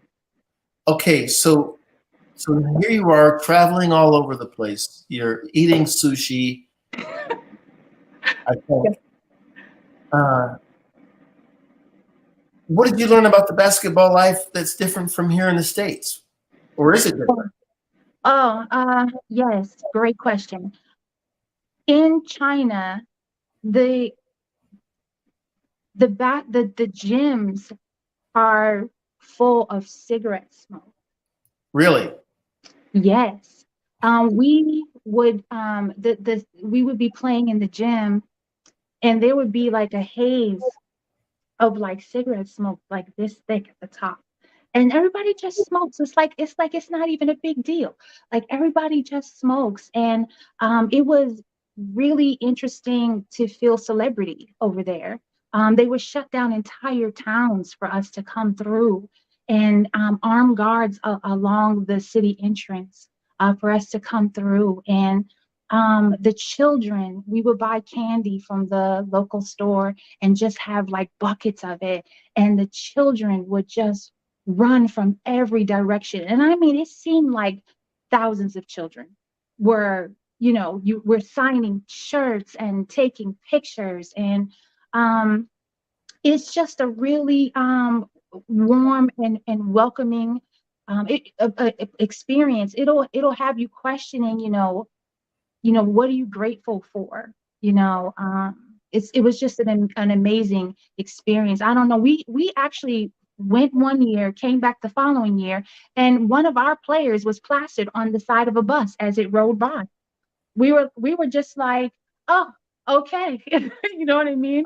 So What years was this going on? What years was this? oh man, this was probably, let's see, 2016, 2017, 2018. This went on for 11 years. We ran this business. It was right up until 2020, when the pandemic broke out. We actually had tickets for Japan in our hands at the time. And our interpreter was back and forth with us. No, that she was saying, no, it's okay. You can come. And I was looking at the news and I was like, I don't think we should go. And then finally the word came down as she was speaking to us, the school that we were supposed to visit had shut down. So, 2020 on back 10 years, we ran this business, and COVID came and took it like that. So, right. So the COVID comes and shuts everything down, including the basketball business. And then you come to Virginia. Yes. And start a new life after divorce. And we're always sorry to hear about divorce. But it catapults you into writing and public speaking. Yes. What catapulted me was my diagnosis. Got it. I came here after divorce. My mother was here. I stayed with family to get on my feet, me and my children. And I landed a great job, got a new car, an apartment, and was off, doing what I know to do.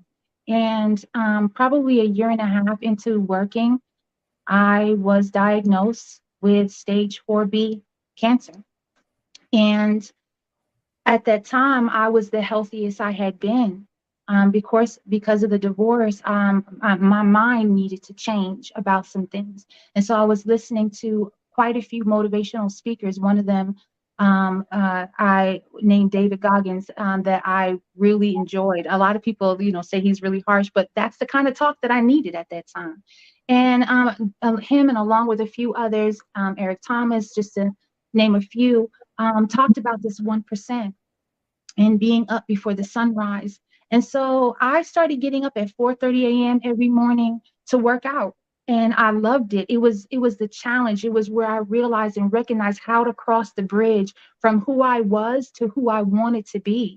Sure. And I could see her. I could see how she dressed. I could see how she talked. I could see the events that she was at and what she did for a living. But I needed to cross from where I was and who I was to that woman. I needed to outlast the thoughts that I had, the planted seed thoughts that I had from my past. I had to outlast them in order to make it to my future self.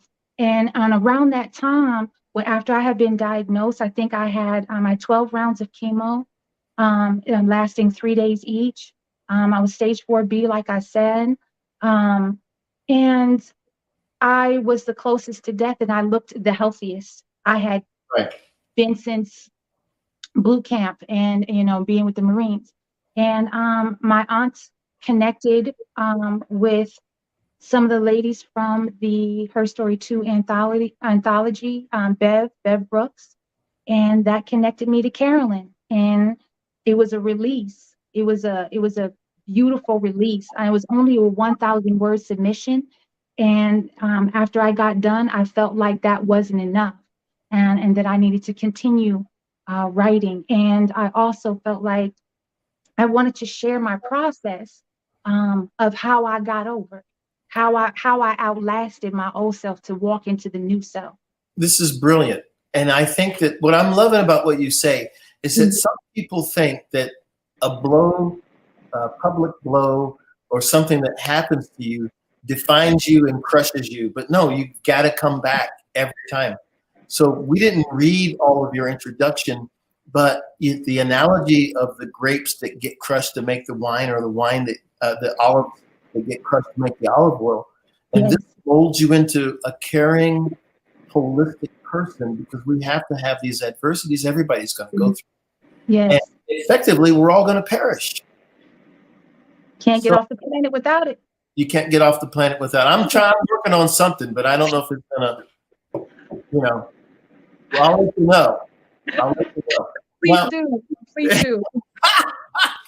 So we see that this is Carolyn Wilson. She's been impactful with you. You've had great moments with her. You've shared with the other women. And you have 2 projects in the works. So although we're running out of, I want to just say this. We could have just talked all afternoon. Yeah. As we close, what 2 projects are you working on now? I have in the works right now a documentary called The Erica Robinson Story. And also simultaneously with that, I'm writing my next book called Badass. Oh my gosh. So listen, I'm just going to warn everybody. If you happen to be in this little town by Richmond and you see her, bring out a quarter if you're not happy. She'll knock up for you. Most fees are much higher now. Inflation. Oh, okay. Cost of living allowance. So maybe 50 cents or 75 cents. Quarter's not going to do it anymore. Gosh, you are hilarious. Now listen, you're here. Everybody's listening. Give us a great insight. You've told us a lot, but what's something that you want to leave people with so they can say, that. Now you've done a lot already, but anything else? I would say my greatest advice would be to trust and know the inner voice. It won't fail you. Practice listening to the inner voice. 100 times over have I said I didn't listen to that inner voice, and I saw the result of me not listening to that inner voice.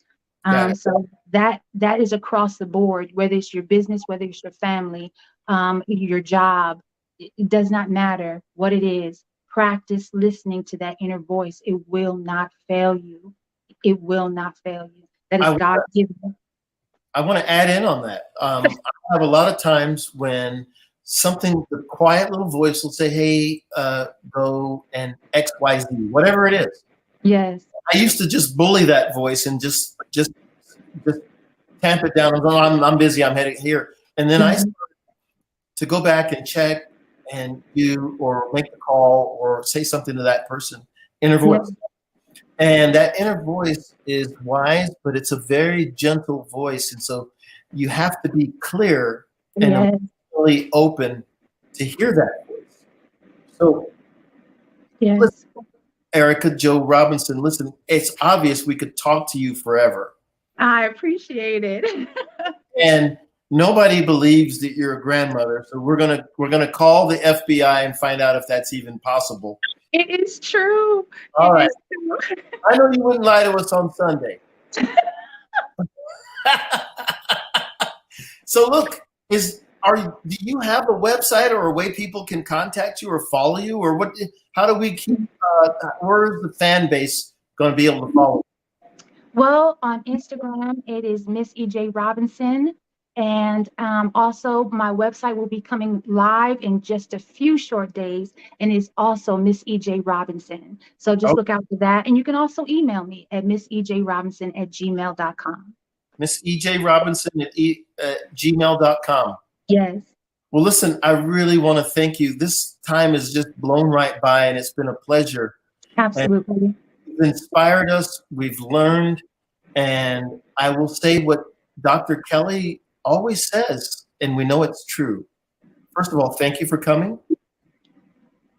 Genius is common, and I'll see you on the other side. Thank you. Ladies and gentlemen, if you didn't enjoy that one, I don't know what to say to you. That was fabulous. We have talented, amazing people that are here to inspire you. And then we ask ourselves, what are we doing with this time? The Black Business Expo's mission is to raise funds for high school seniors that are going to college or K through 12 entrepreneurs. You can go to www.blackbusinessexpousa.com to donate, or you can use the Cash App that's at the screen below and say $BBXUSA. Our goal is to give laptops and up to $5,000 to 10 students.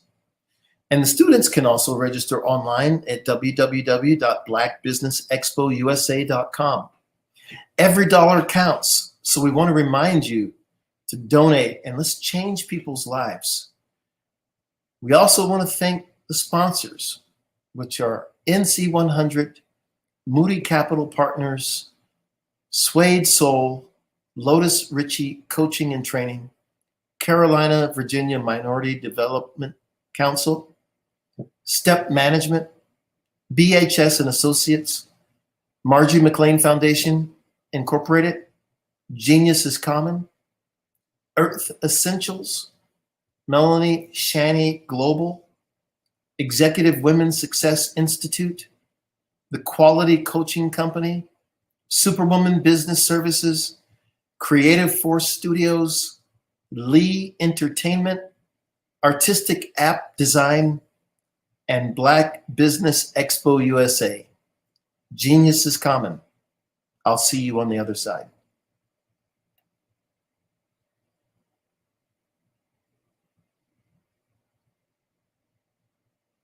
Over the past few years, we've seen the growth of existing and new initiatives focused on financial inclusion, building global networks, and reducing the wealth gap in response to the idea there's not enough seats at the table. Whether their outcomes are to increase the representation of Black executives on corporate boards, ensure an inclusive global economy, or to create new U.S. African commercial pathways, the strategies are often carried out by separate programs. The question is, should they be? With the continent of Africa being home to more than half of the world's fastest growing economies, the youngest workforce, over 400 companies generating more than $1 billion annually, 700 generating more than $500 million annually that are poised for growth, and being the destination of nearly $5 billion in venture capital in 2021. Diversifying U.S. and Africa commercial engagement by building bridges between African businesses and their U.S. diaspora should begin being seen as mutually beneficial. From helping to reduce Africa's enormous capital gap to catalyzing two-way trade opportunities, the COVID-19 global pandemic hopefully has taught us that global challenges and opportunities are more interconnected than we thought. During the pandemic, African companies like Unicorn Flutterwave, insurance provider Reliance Health, ride-hailing app Yasir, and 54Gene, the continent's first bank of DNA on people of African descent, proved that when African companies have access to networks, capital, and information, they grow big, grow fast, and create solutions that are valuable to the world. This is why BDirect was created. We are the first U.S.-based but African-centric board preparedness and board search company designed to connect U.S. Black talent and corporations to African businesses. Unique and fundamental to BDirect's success is our process of helping board candidates adapt their experience and networks to an African context before they're connected to high-growth companies that are looking to locally and globally scale. From our focus groups with African business execs and government leaders, we don't ignore the sentiment that business is easy, but people are hard. Having a pool of board candidates with hard-to-access networks and extensive experience across the business lifecycle, including successfully raising capital, is table stakes for an initiative like this. So yes, we have that. But corporate or entrepreneurial success in the U.S. does not guarantee success in Africa. Developed alongside industry partners on the continent, our training program, BDirect Prep, is designed to transpose their experience to create cultural comfort, understanding, and a commitment to helping businesses in Africa scale. Our board governance sessions are African continental and country specific, integrated with cultural awareness and dexterity training, masterclasses led by African industry execs, and mentoring and coaching from African continental-based facilitators. But even more unique to BDirect Prep, we cap off our training program with an immersion trip to help candidates that have not been to Africa before see and feel Africa's complexity and opportunity from African soil. We all know traditional network-based board placement has historically left a lot of us out of ever really being in the paid board pipeline. Our strategy supports the work of many great organizations that are successfully filling seats at U.S. board tables by creating more tables for those that are still left on the sideline. It's time to start seeing the role and value of U.S. Black talent and businesses on the continent of Africa differently. Old perceptions and habits limit economic inclusion. Let's transition Black talent and the African businesses they will support from the periphery of the global economy to its core.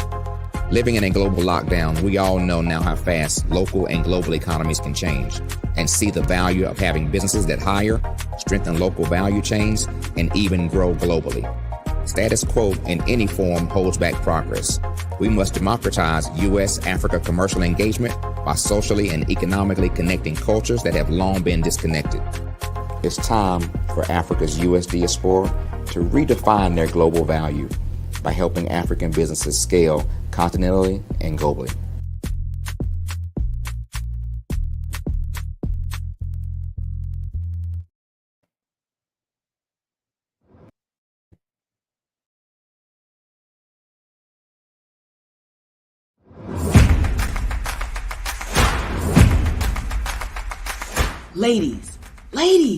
Ladies, if you're a person who continually pours out, you won't want to miss this upcoming event. October 13, 14, and 15 at the Holiday Inn and Suites in Ocean City, Maryland, where we have a power-packed lineup of ladies who are going to pour into you. If you need to increase your impact, your influence, and your income, this is the event for you. Don't miss the power of sisterhood. These ladies coming from around the world to network and connect with you. Don't miss it. How do you get the information? Glad you asked. Go to barbarahsmith.com and click the link. All the details there. Don't miss Sisters Inspire Sisters to Advance, October 13, 14, 15 at the beautiful Holiday Inn and Suites in Ocean City, Maryland. What you know and I know together can change the world. I want to see you there.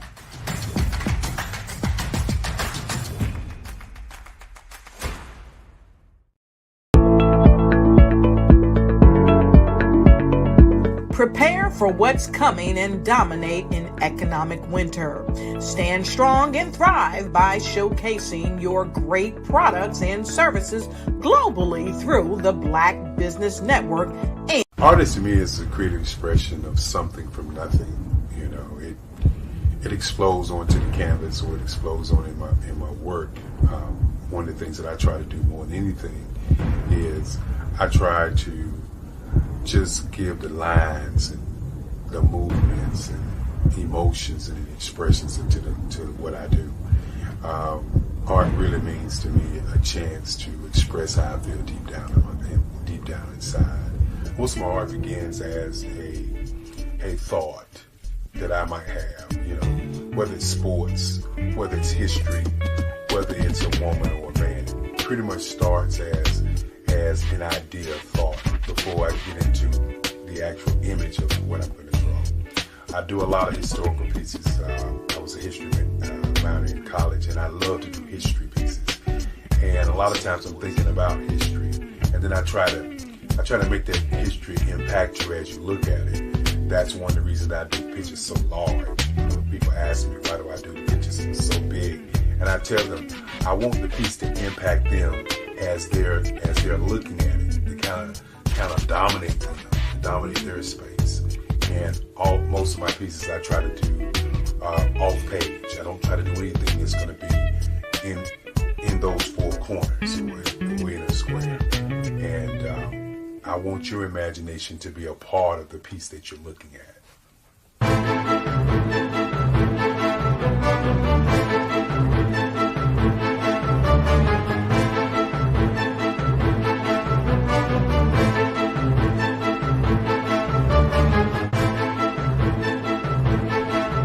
The way I feel when I'm drawing, when I'm creating something, is I feel free.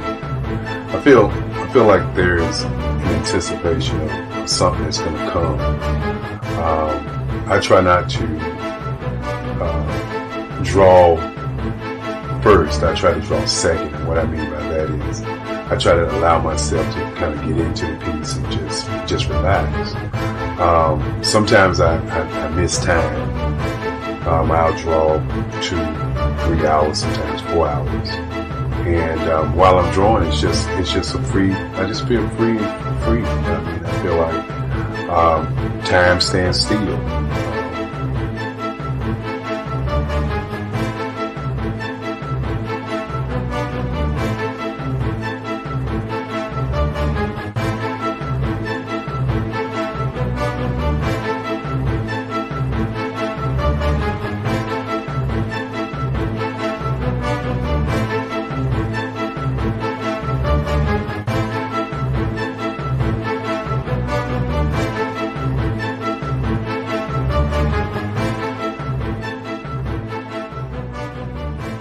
That's what it's all about in terms of the lines and the colors of my work, is to get an expression, to go deeper and past just what you see on the surface, but to go and try to find an expression that everybody gets a different taste of what that expression is, whether it's anger or whether it's being happy or whether it's being, kind of calm or nonchalant.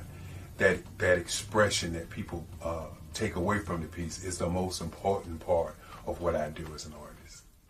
Bold is the size of my pieces, where I try to do the piece larger than life, to kind of push forward toward you.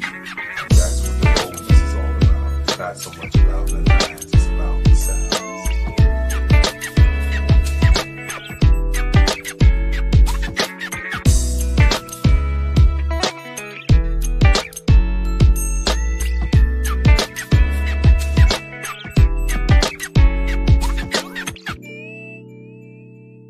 The Face of Change art show is inspired by my mother, but more importantly, it's a historical moment in time as the pieces depict different emotions and expressions of Barack Obama. The 44th president is indicative of the 44 pieces of art that I have done in this particular collection. When you begin to think about expressions and portraits, this is a portrait gallery of expressions of what transpired as Barack Obama ran for office. Some of the pictures are abstract and some are expressionistic. And I combined both of those forms of art to create this collection of art pieces.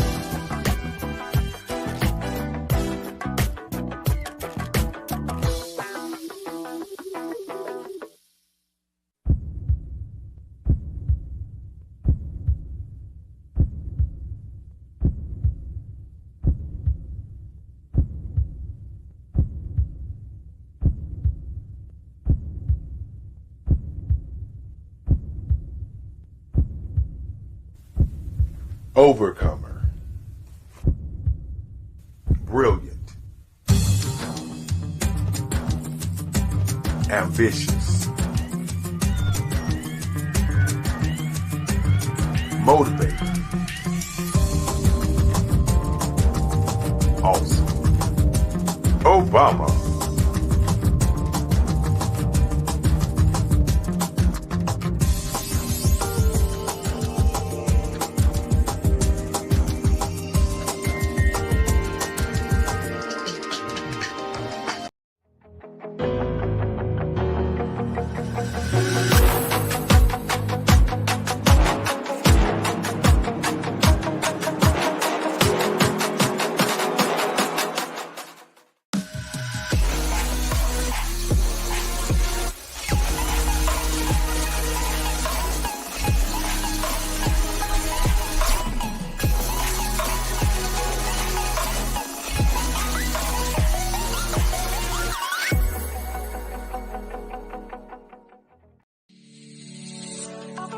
Did you know that our black dollar only lasts for 6 hours in our community?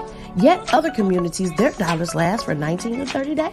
The Black Wall Street Nation, yes, That's why we created the Black Wall Street Nation. Black Wall Street Nation is a centralized directory available to all Black businesses across the world. It was created for businesses like you, the ones that want to start and the ones who have a dream that have already started, such as businesses like Drop in a Bucket Productions, Valito Foods, Sugar Tea Branding Firm, All the Dazzle, Bun Cakeaholic, Miss Riot, and you. We'll have marketing, seminars, and some funding coming soon just for you. So, we want you to come and join us. www.blackwallstreetnation.com. See you there.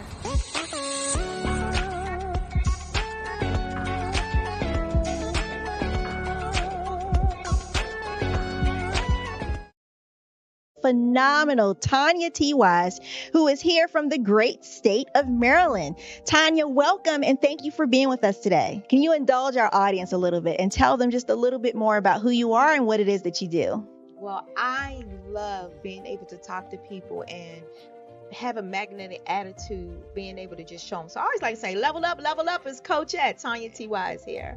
So can you tell our audience, just give them a teaser about what your presentation will be about? So my philosophy is that we should all be living our dream life. So tomorrow I'm going to talk about how you start living your dream life. What are some of the things that you thought about in your childhood that you just kind of let go and dormant? Wow. And I want to reignite that and just give you some pointers and some tips, some tools, some strategies to be able to start living your best life now. And guess what, Rhonda? And leave an inheritance for your legacy. Oh my goodness. Okay, I know that's resonating with a lot of people. I've heard that you have a dynamic coaching program. Can you tell us a little bit more about that? Absolutely. So our coaching program help people that have the lack of time, that lack strategies, and lack the confidence to go after their dream life. So we help them implement tools, we help them implement strategies, as well as give them resources so that they can live their best life now and leave that inheritance. Wow. Oh, I love that. I love the leave the inheritance part. Listen, you are dropping some major nuggets, and I know a lot of what you're saying is resonating with a lot of people, but I think we're all curious. How did you even make this transition into the speaking and coaching arena? What's the story behind this? So I started out in finance, and I realized that a lot of people don't necessarily go after their dream life because of the lack of finances or the education behind finances. But it wasn't until I lost my firstborn, my only son, that life changed for me. And where I was going after it all, living the corporate life, hit my 6-figure income and living in my dream house with my dream man, driving my dream car. I nearly lost it all when I lost my son. And so I realized it only takes one financial catastrophe that can change your entire life. That's what made me start All New Beginnings. Because no matter what's going on in life, there's a new beginning. And because of that, we develop a program called Wise Minded. My little slogan is, don't just dream it, let's live it. If they want to connect with you or work with you, what is the best ways for them to be able to do that? Well, for my social media guru, you can connect with me on every single social media platform as Tanya T. Wise. I'm Ramon Ray, founder of Smart Hustle Magazine and smallbiztechnology.com.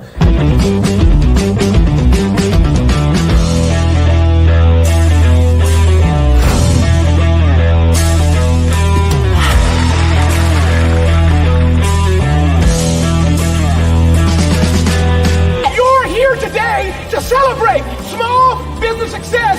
Stand up on your feet. You rocked the house. Hey, thank you. It was amazing. Didn't we learn? For me, success comes from failure. One thing not to do is shake somebody's hand like this.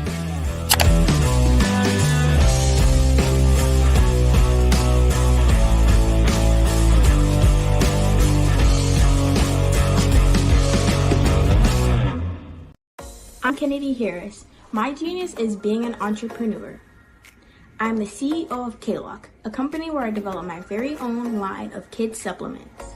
I currently market my multivitamin for kids to help combat weak immunity. During the pandemic, research has shown that having a strong immune system is key to fighting off disease. My vitamins are for kids, but adults can benefit from them as well. I'm adding a proprietary blend to my supplement line. I want to create my own blend so that I have a competitive edge in the marketplace. Staying healthy is important to me so that we live longer and have healthier lives. My website is klockproducts.com. That is Klock. Genius is common. Hey guys, my name is Caden. I'm the CEO of Caden Teaches, and my genius is teaching kids about financial literacy. Throughout my financial products, such as my financial flashcards, my activity book, and my newest project, my financial bus, which I bought. And on the bus, it has a mock bank where kids will learn how to deposit and withdraw money, a mock grocery store where kids will be able to learn how to have a family budget, and a mock stock exchange where kids will even be able to learn how to invest in stocks. Now, I decided to start teaching kids about financial literacy because I find that most kids graduate high school without even knowing the basics about financial literacy.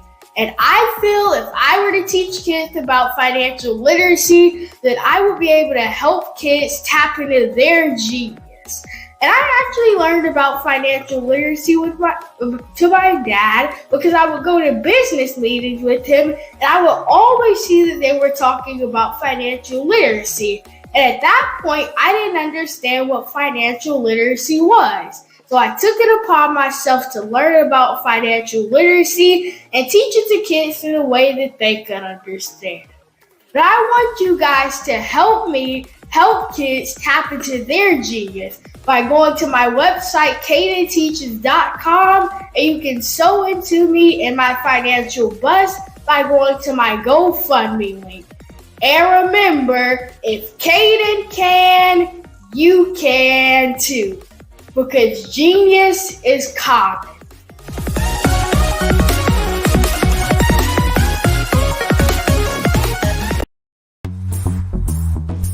Attention all entrepreneurs and companies. Are you looking for reliable and efficient virtual assistants and back office support to help you manage your business tasks? Look no further than Superwoman Business Services. Our team of virtual assistants provides a full range of administrative support services, including operations management, social media marketing, and much more. We also offer website design services to help you create a professional online presence that reflects your unique brand. In addition to administrative support and website design, we offer business development and structuring services to help you grow your business and achieve your goals. We'll work closely with you to identify areas of improvement and develop a customized plan to help you reach your full potential. At Superwoman Business Services, we understand that running a business can be overwhelming and time-consuming. That's why we're here to help you fly high and achieve success. Our virtual assistants are highly skilled, experienced, and dedicated to providing you with the support you need to thrive. Come fly with us and take your business to new heights. Let us help you become the superhero entrepreneur you are meant to be.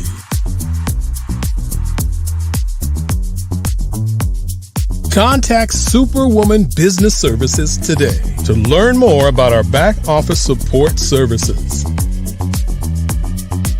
Come fly with us and take your business to new heights.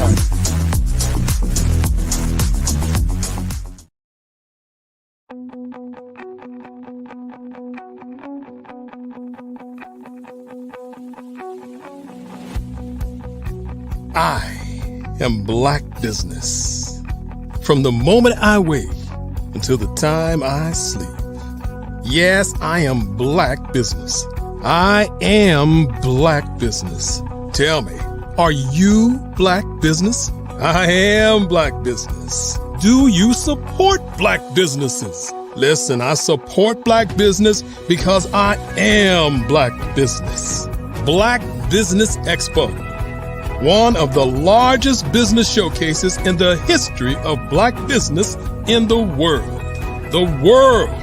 Sign up today at www.blackbusinessexpousa.com or call 919-308-9090.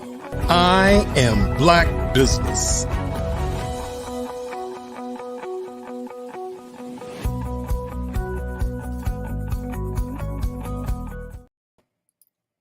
Good afternoon, heading into evening, business owners, entrepreneurs, thought leaders, and corporations. Welcome to the Black Business Network.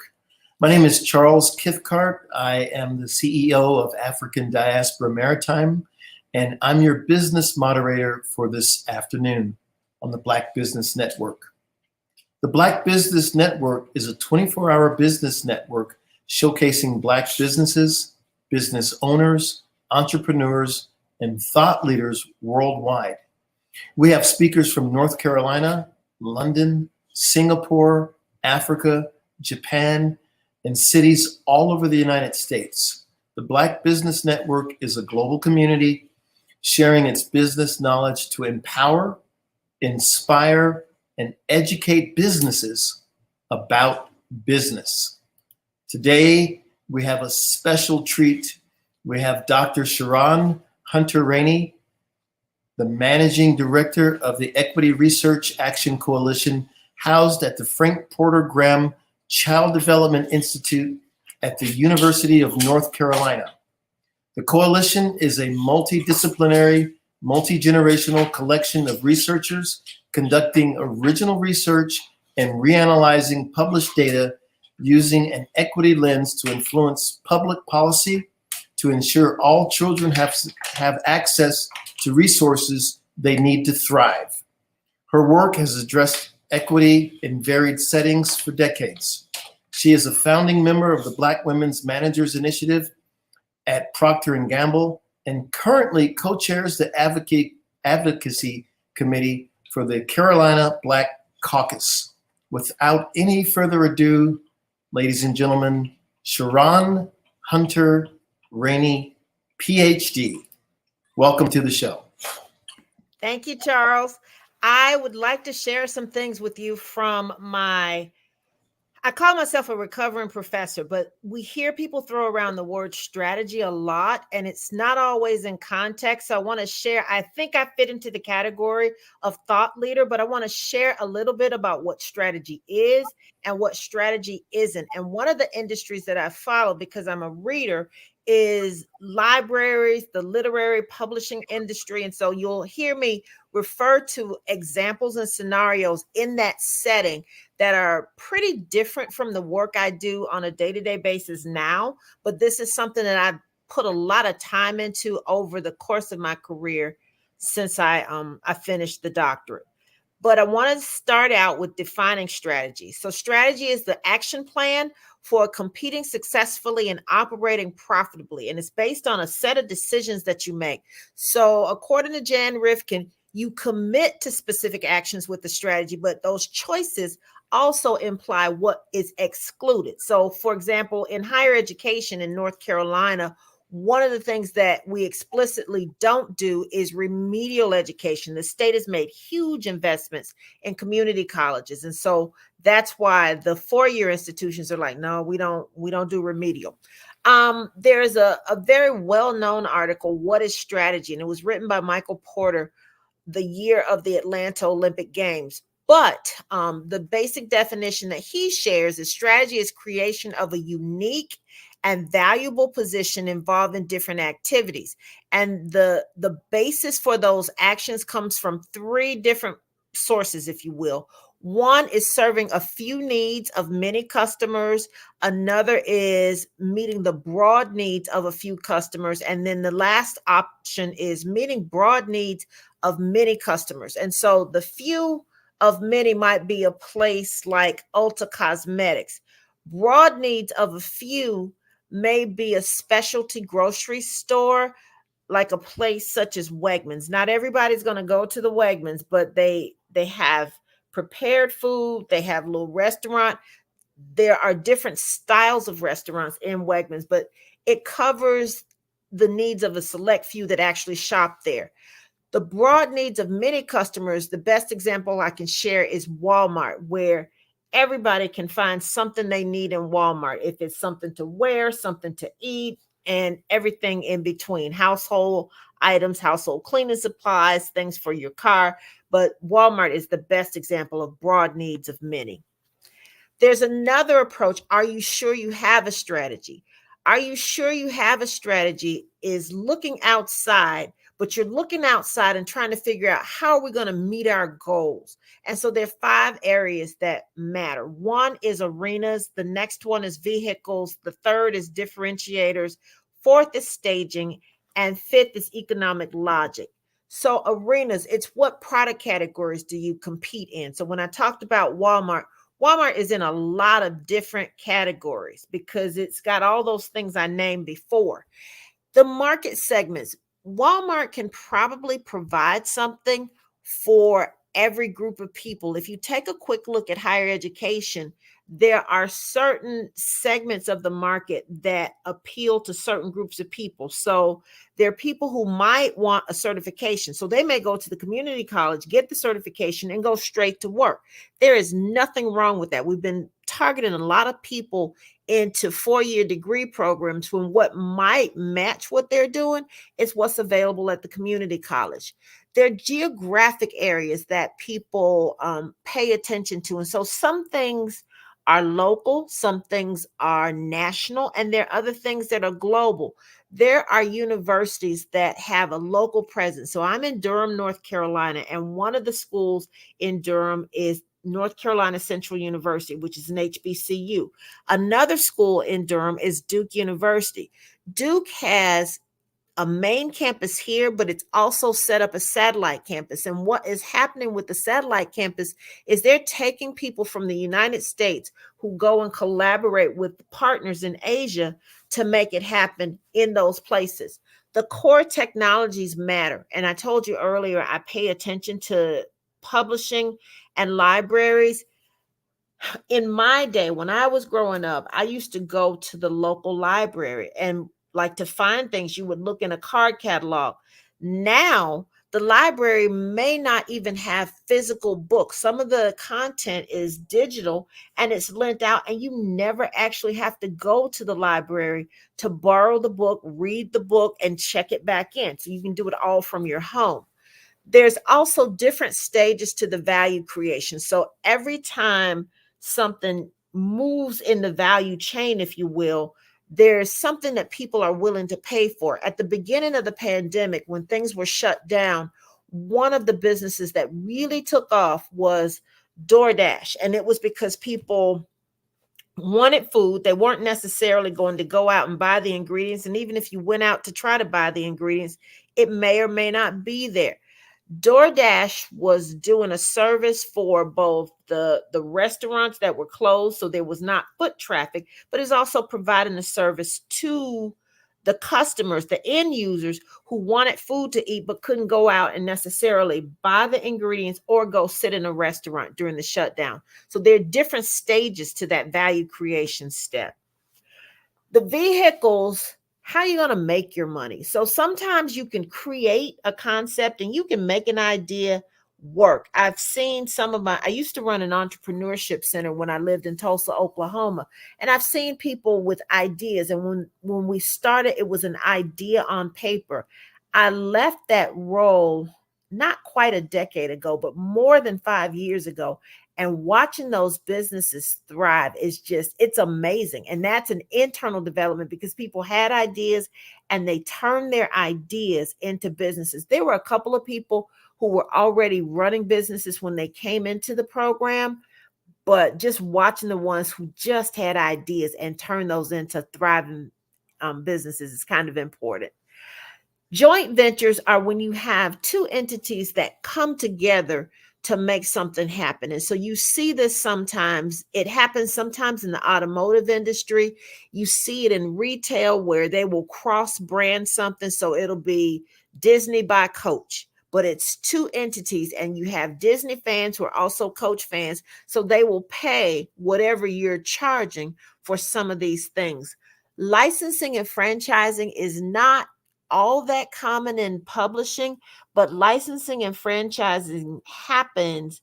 Like if you look at a Madden video game, you see that happening because the video games are published or released by one company, but they're paying fees to the NFL. They're paying fees to Madden. I guess it might be his estate now, but Madden. And sometimes there are acquisitions, and we've seen acquisitions happen in retail pharmacies. People have, like there used to be Eckerd's turned into Rite Aid, then it turned into Walgreens, and they just continue to acquire. So we now have more or less two retail pharmacies, national retail pharmacies, and there are lots of small private pharmacies, but many of the national chains just don't exist anymore because they were bought by another entity. And even in the pharmaceutical industry itself, when I finished my MBA, there were probably, I'm going to say there were 10 to 12 pharmaceutical companies. And of those legacy companies, some of them have merged so much that 4 or 5 of them are embedded in what we know today as GlaxoSmithKline. The differentiators matter. So an image is, what do you want your customer to perceive about you? There are some things that can be customized. So nowadays, when you go, if you want to go buy an electric car and even a regular gasoline fuel car, you can go into a database, tell them exactly what you want. You can choose, well, some of them, they just basically say these are the standard features to get the minimum price up to a level, but you can choose what features you do and don't want. Price, you can be what I'll call a value price, or you can be a premium price. You can buy an EV that goes anywhere from, say, electric vehicle is what I'm talking about when I say EV, but you can go anywhere from a Chevy Volt all the way to the thing that's the Lucid, and they don't even have dealerships, but they're charging enough money that I think the base price is somewhere in the neighborhood of $75,000 to $80,000.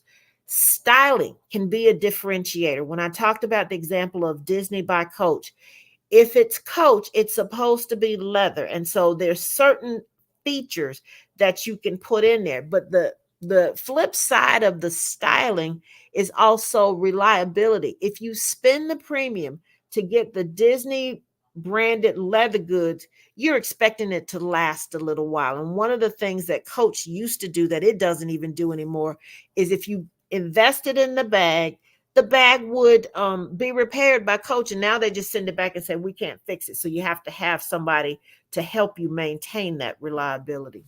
Staging matters, and sometimes things grow too quickly, and sometimes things have to happen in a certain order. So when I was talking about the library, switching from what I'll call physical books, journals, whatever the case may be, to digital content, the library had to have, one, the computers to make the digital content accessible to the users, but it also needed a database management. Another example of database management is the old model for iTunes.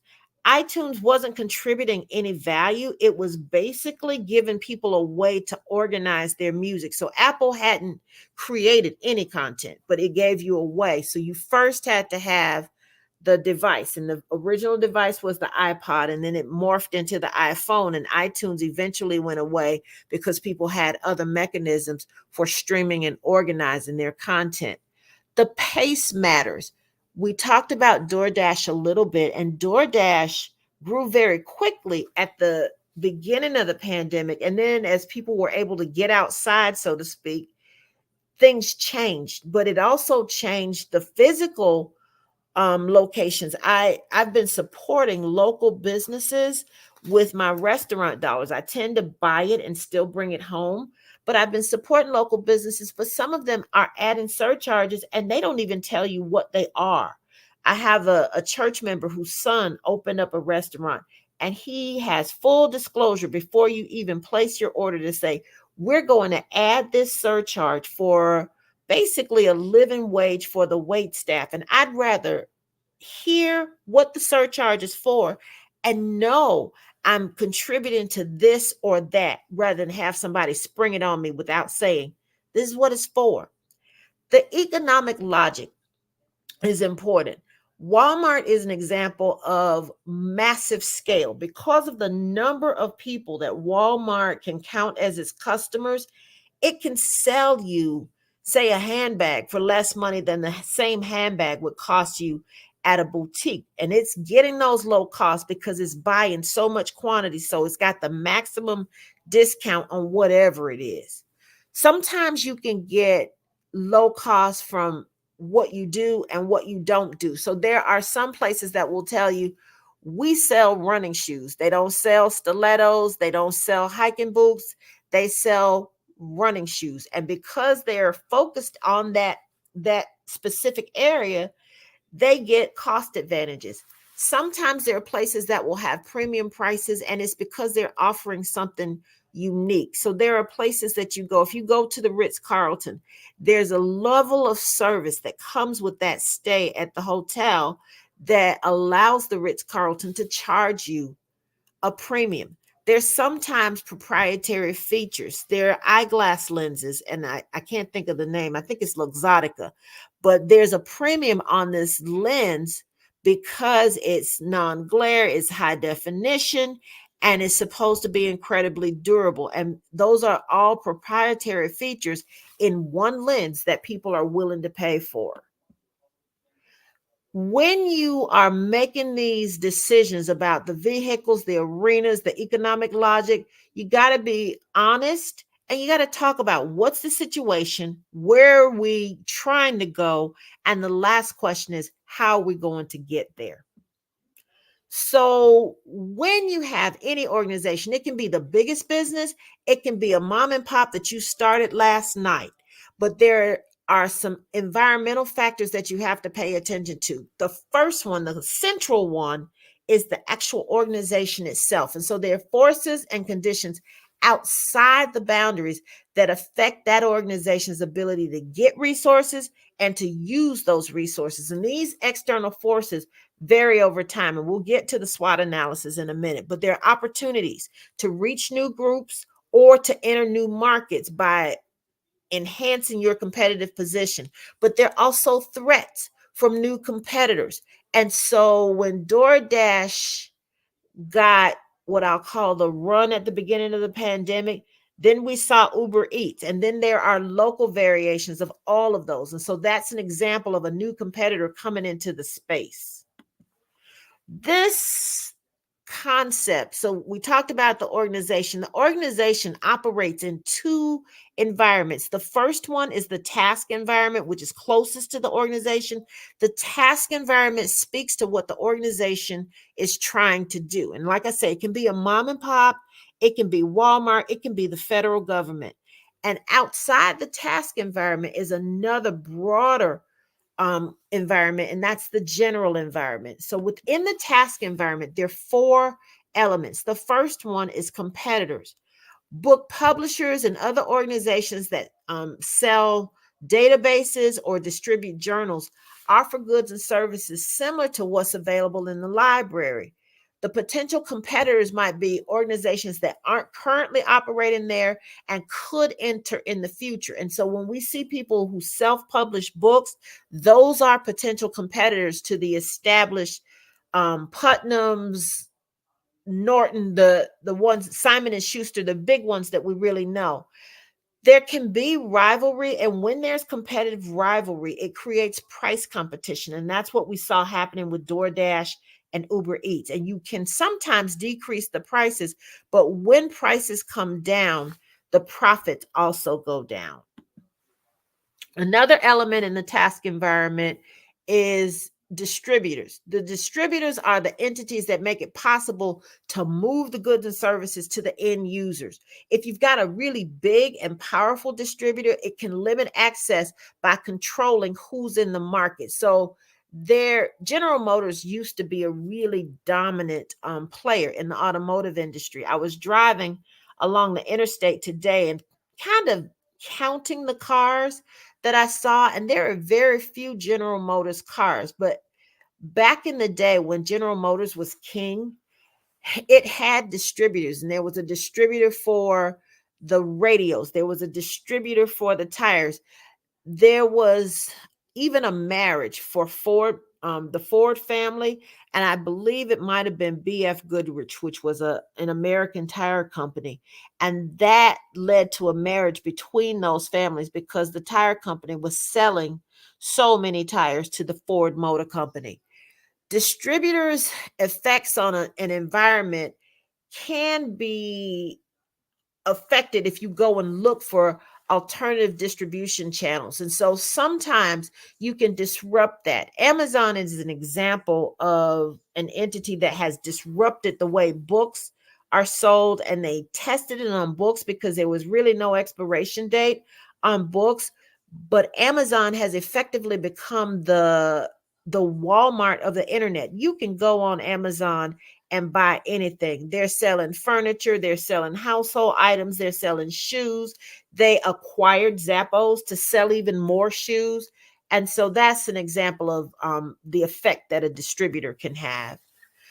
Customers are any group of people using the goods and services available, and you can identify the primary user to ensure what they need will be key to the operations. There are some entities, though, where the end user is different from the person who's actually experiencing the service. And the best example I can give of that is childcare. So a parent puts a child in childcare and pays the bill, but the end user is the person who's affected by the treatment and the teaching and learning that happened in that arena while the parents are off at work. The last element of the task environment, I believe it's the last one, is suppliers. And those are the individuals and organizations that provide the input that you use to create content. So in publishing, authors might be the suppliers. In research publications, again, authors are suppliers. When you have sole source suppliers, those suppliers have a strong bargaining position. Once upon a time, I worked for Procter & Gamble, and Procter & Gamble had a product called Metamucil. The primary ingredient in Metamucil is psyllium. It's grown in one place. It literally is the primary active ingredient in this over-the-counter drug. And so because it's grown in one place, the people growing that crop have the power. If you go to McDonald's and you eat French fries, the majority of those French fries come from potatoes that were built to or grown to a specific specification. Supplier effects are diminished when you have more than one entity that can supply whatever you need. It can be airbags, it can be tires. If you got a competitor, that helps you. Let's see. The last element in the task environment is barriers. And so a barrier makes it hard for somebody to copy what you do. And so sometimes if you're big enough, people can't copy you. And sometimes customers have preferences for what's available. So up until about 1973, people in this country had a preference for American cars. And then there was a fuel crisis. And when the price of gasoline went up, the Americans were building these inefficient cars. People started looking at the foreign cars, and that option led to what I saw today when I was driving along the highway, where very few of the cars I passed were American, and fewer of related to economies of scale. And that's how much it costs you to make something. It can be brand loyalty. There are some Midwestern cities that are union towns. And so for a long time, even after the rest of Americans had walked away from American cars, in those Midwestern cities, there was still brand loyalty to the American. Sometimes you can create barriers to entry, and those barriers come through agreements. So you buy 80% of a supplier's stock. If they've only got 20% to sell, you've created a barrier to entry. And all of those things together can stop the competition. We talked about the task environment, and then there's a general environment. I'm almost to the finish line, but there are about 6 forces. One is the economic forces, and we're experiencing that right now. Interest rates is an example. The interest rate for a mortgage right now is sitting right around 7%. It hasn't been that high in 20 years. We've got low unemployment, but we've got high inflation. So things that we were paying like $5 for, $4.99, $5 for before the pandemic, we're now paying $8.49 for the same item bought at the same store. So inflation is a factor. These are forces that internal management can't influence, you can't control, but they profoundly affect organizations. There are places that are saying, well, our sales are down, our profits are down. And it's partly down because of inflation. People's salaries and the money they have to spend have not increased at the same rate as prices. And so you want to pay attention to how those external forces impact whatever it is you're selling, a good or a service or both. Technological forces, there's evolution of technology, and it can change opportunities and threats, and it can make products obsolete. So an example of that is the iPod I mentioned a little while ago. Dr. Rainey. Yes. Let me ask this question. Uh-huh. You've given so much information for somebody to really understand what their business can do and the coherence of being able to function. Yes. People are going to want follow-up questions. They're going to want to interact with you. Is there a contact or a way that they can write to you or see your platform? I'm sure you have this laid out. I have it laid out. I've got, let me give you my email address. I have it laid out. I think the email may be the best way. It's not set up on LinkedIn. Hold on. You ready? Yep. It's Sharon, SHARRON, HR @AOL.com. It's not set up on LinkedIn. Okay. So give it to us one more time. People can't write as fast as we can talk. Okay. SHARRON, HR @AOL.com. And the reason I use books and publishing is because I know people are in different industries. Sure. And I want them to think about it, because I think a lot of people read. I'm not going to say everybody reads, but I want them to think about it in the context of publishing. And then there's another step when you apply it to whatever industry you're in. Because I used to pay attention when I was in the classroom. I paid attention to the publishing industry and the automotive industry. Okay, I understand. Well, you were given those analogies. And so, you talk about what you know. That's just the thing. And I'm an avid reader myself. I'm actually reading that Shakespeare might not have written Shakespeare, and it might have been one of the earls. Oh, my. Yeah. But the big guy, the big name got the credit. No, the little name got the credit because royalty and landed gentry couldn't publish and write for the masses. It was frowned upon back then. And so he was writing these great works. And there's a big story behind it. But the thesis of it is by reading, you learn these things and you hear these things and you know these things. I'll also tell you something interesting. Dr. Kelly said that it was your idea of going online that helped the Black Business Network and for us all to hear this instead of just live in Durham. It's a big deal. You can reach more people. And that's another example of the pandemic changing how we do business, because before the pandemic, you could make it to the hotel and there would be people there, but there are people around the world that could have benefited from. But the pandemic changed a lot. Now, I'm going to let you in on some information. You should be able to figure this out just by my shirt and tie, but I'm a Carolinian. That's where my check comes from. I know. And I'm going to ask you a question. You have to tell us the truth.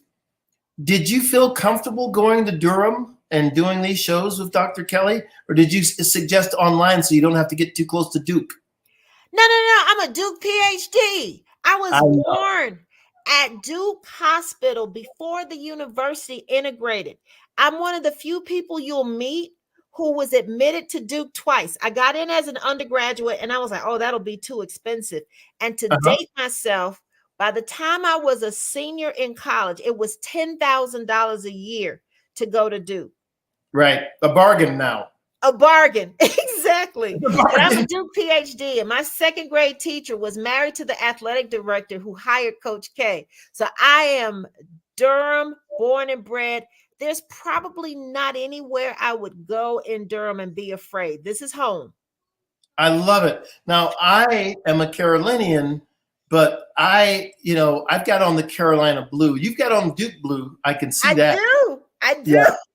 So we for the listening audience, we're natural enemies. But I'll tell you, it was funny because these institutions are so extraordinary. They're so close to each other, and they feed off of each other. And of course, Duke is an extraordinary academic institution.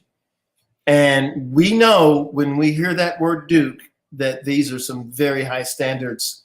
And the knowledge that you've imparted to us today is so valuable because we've got to understand the workings of business. It's not just to open a business, but to really understand what you're doing and why. Yes.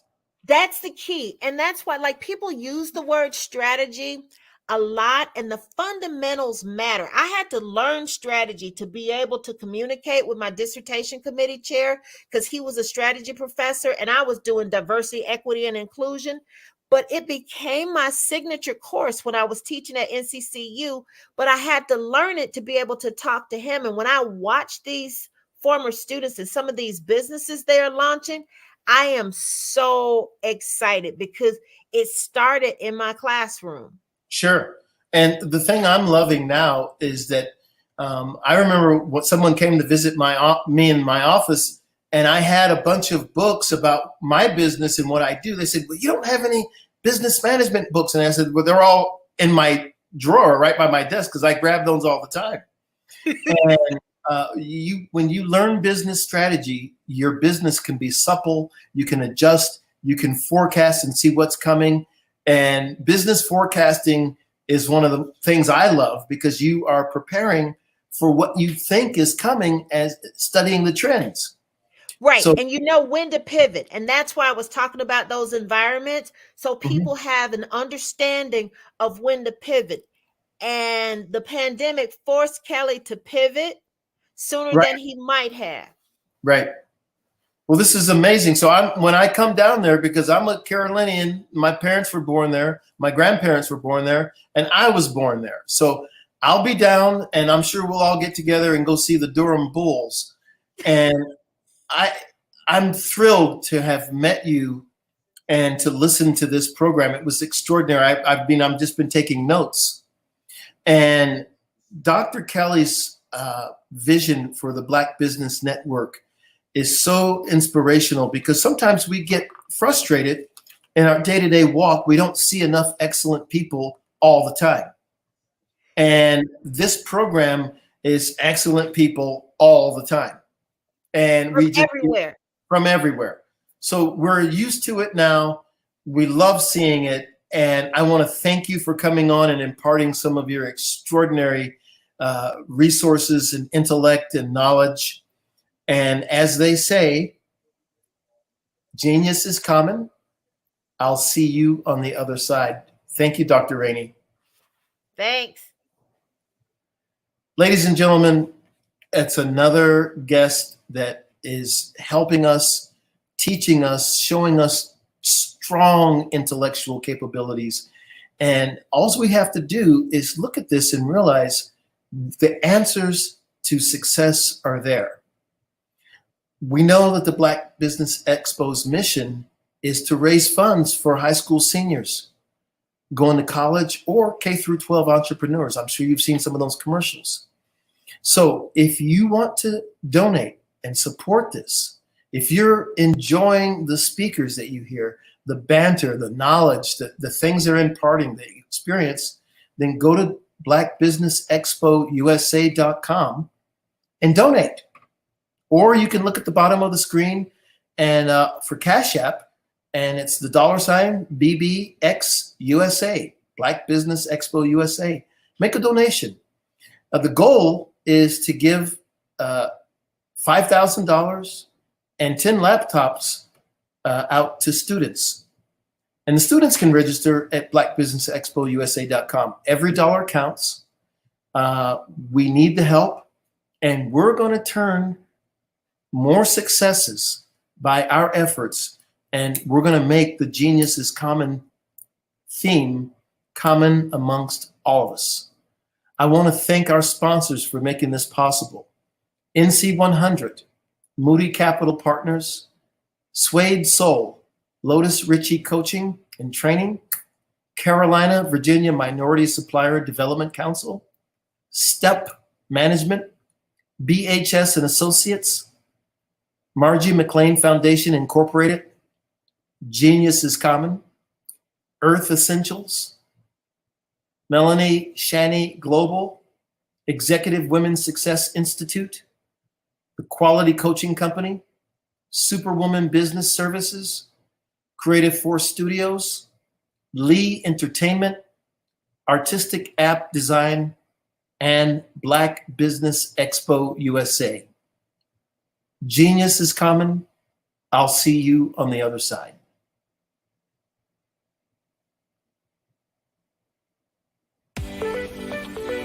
You are in the right place at the right time. The Black Business Network opens again for its Black Business Olympics, a 24/7 broadcast on business, strategies, global branding, social media marketing, finance, advertisement, and much, much more.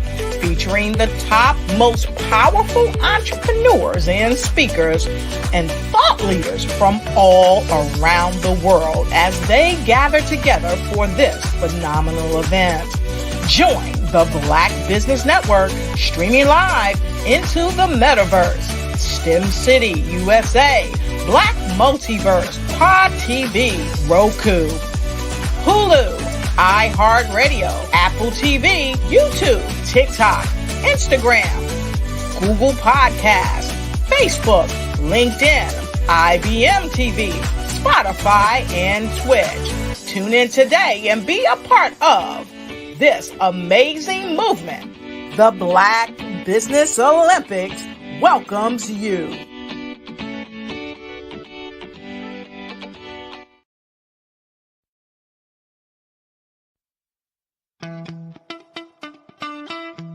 How many times have you been asked to help someone you didn't even know, a student, a business entrepreneur? Or did you ever even ask, where did they end up? That business, that friend, that entrepreneur. Well, just maybe they ended up in a gang, bankrupt, homeless, or worse, dead. Maybe they turned to crime, drugs, and alcohol. Did you ever wonder? Did you destroy their dream, or was your life always so easy?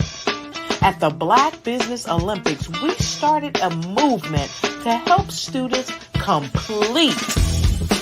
Give them hope and foster success. Help them to leave their dreams of providing laptops, computers, and up to $5,000 in scholarship funds.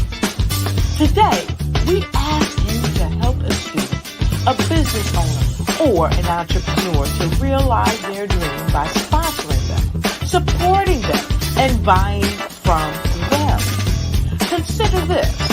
With $1.6 trillion in our Black community, we only ask for a small donation for our students, our businesses, and our entrepreneurs.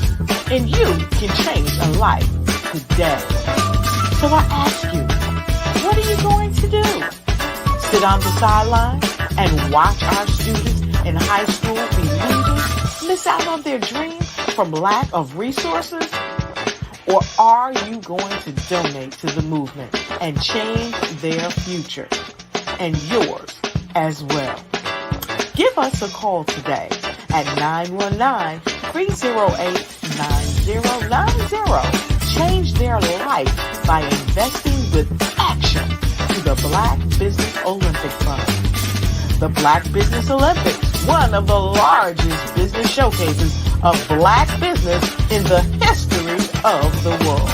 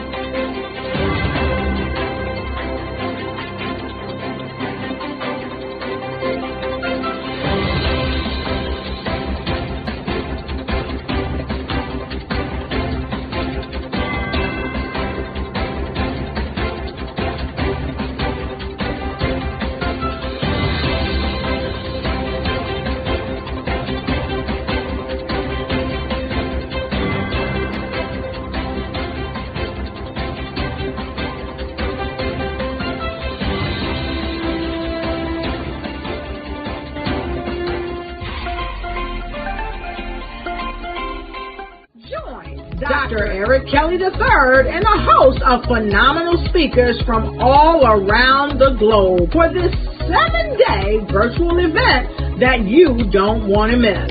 The mission of the Black Business Expo is to raise scholarship money from kids all the way from high school, all the way from college. The Black Business Olympics is one of the largest Black business showcases in the world. It is an opportunity for businesses and companies to showcase their businesses globally. We are going to be giving away laptops up to $5,000 away to students.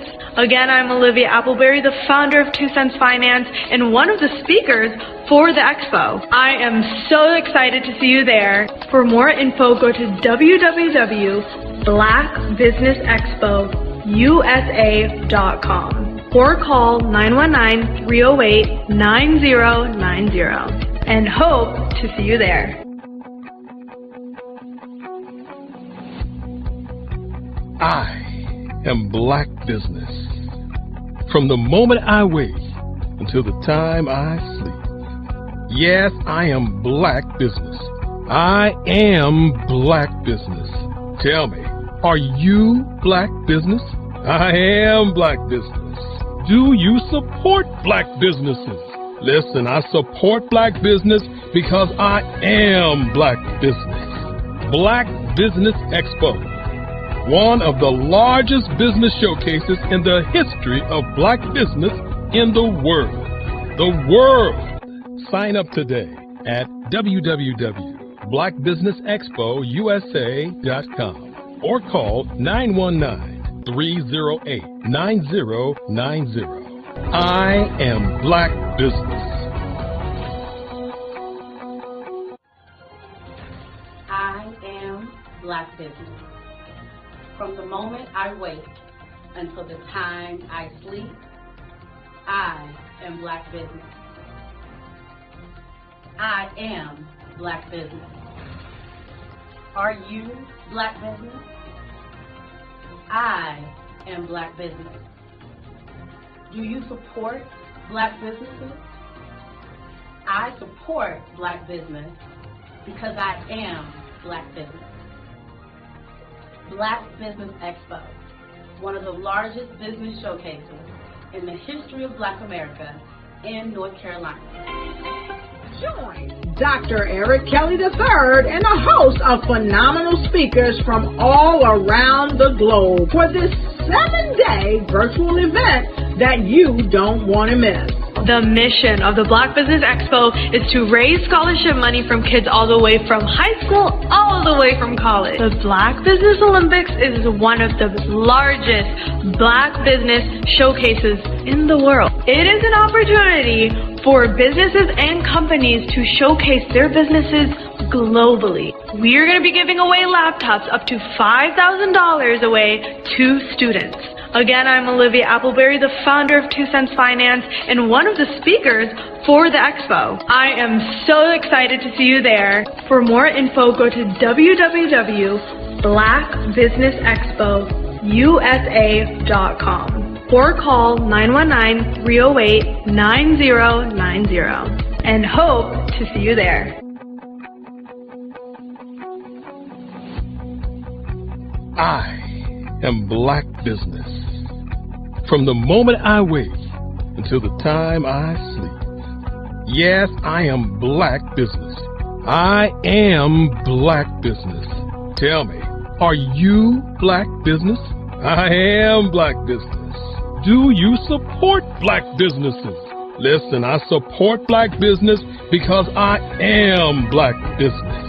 Black Business Expo, one of the largest business showcases in the history of Black business in the world.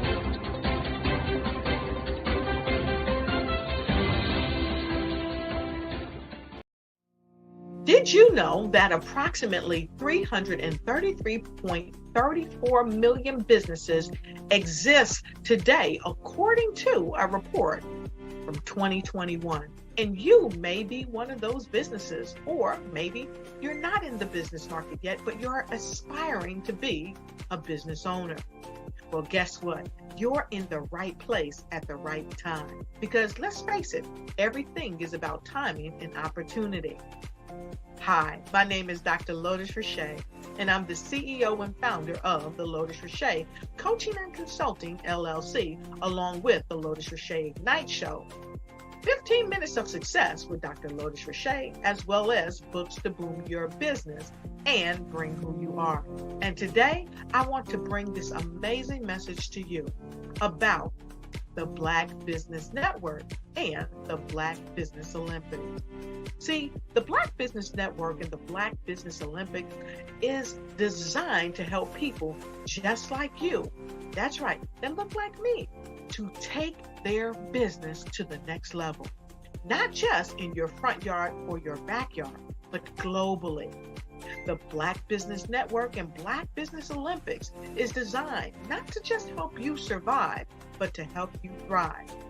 So join us today as we come together with businesses all around the world to support our students, our children, our young teens, our young entrepreneurs. What we do is we come together to help raise funds for students who are aspiring to be business entrepreneurs, who are aspiring and who are thriving in college.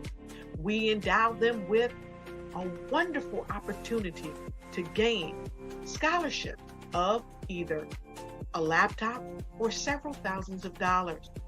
And we invite you to help be a contributor to this amazing opportunity to help someone that looks just like you.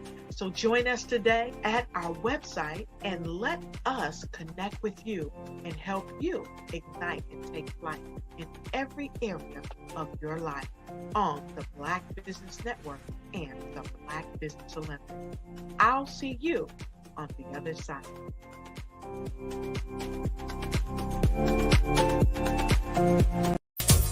Sailing has become a passion.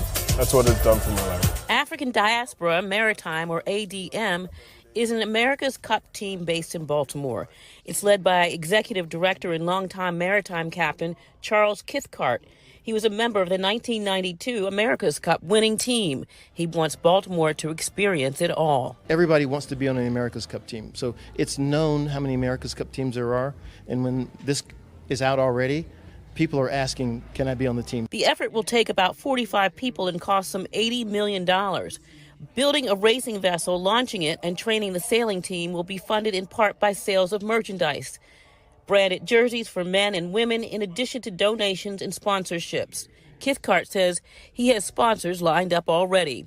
Along the way, he hopes to bring to the community the history of the Black mariner, offer internships, and get young people involved. STEM is the America's Cup, so you have to build and design your own vessel. So just doing that and us doing webinars is going to be exposure to it. And people are going to be excited because the America's Cup is high end. Cathcart says he wants people to be able to watch history in the making. We're going to have a way for people to come and see the boat being built.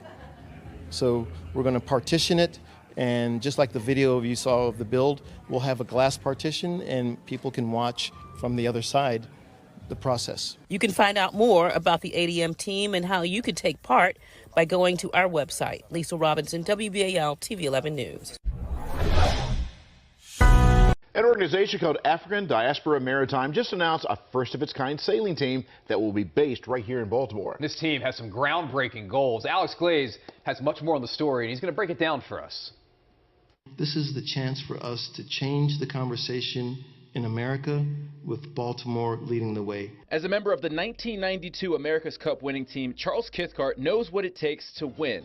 But his vision for ADM sailing team goes far beyond what happens in the water. The goal, besides just the racing, is to reach out to the communities that need support, that need vision, that need a way to get people more involved in a wide variety of topics. The plan is for the Baltimore-based team to be easily accessible to young people and give them an opportunity to learn. ADM's program will not only teach the sport of sailing, but also the math, science, and engineering behind the new technologies of sailing. These skills are going to be needed to expand the knowledge of these young people in their futures, even if they choose not to continue with competitive sailing. ADM is hoping to introduce yachting to a new audience and show the world how sports and community can affect change. What we envision happening is that with this team acting just like a Jamaican bobsled team, people from around America are going to focus in on Maryland and see how we're doing things. And if we do the things that we should with this team and reach out to people and get everybody involved, as many people as possible, we're going to be a template for the things that can change in this country. I absolutely love this. I mean, them teaching more than just the sailing, the science behind it, the endurance, a lot of things that have to come to A lot fruition. of math, and you would think that a sailor would be, scrawny, small guy. No, they're saying that these guys are built like defensive backs for the Ravens. So these are bigger, in shape guys. They might do a little double dose there. They might sail during the week, play for the Ravens on Sundays. We'll see. How long a program is it? Do you know how long it takes for them to learn? I don't know how long it takes, but they were saying it costs a lot of money. I'm sure it does. Almost $100 million to put together a winning team. That's Ooh, a lot incredible. of money goes into that. So glad to hear that you're going to be supporting the project. All right.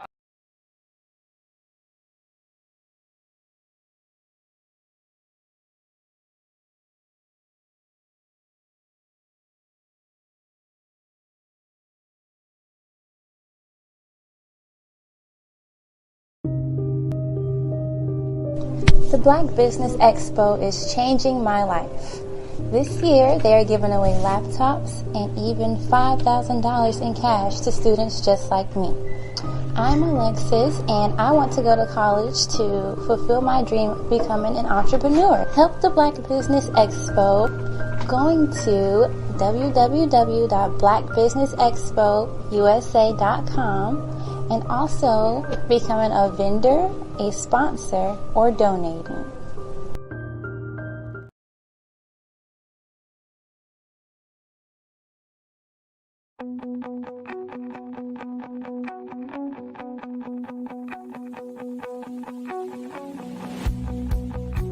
I am Black business.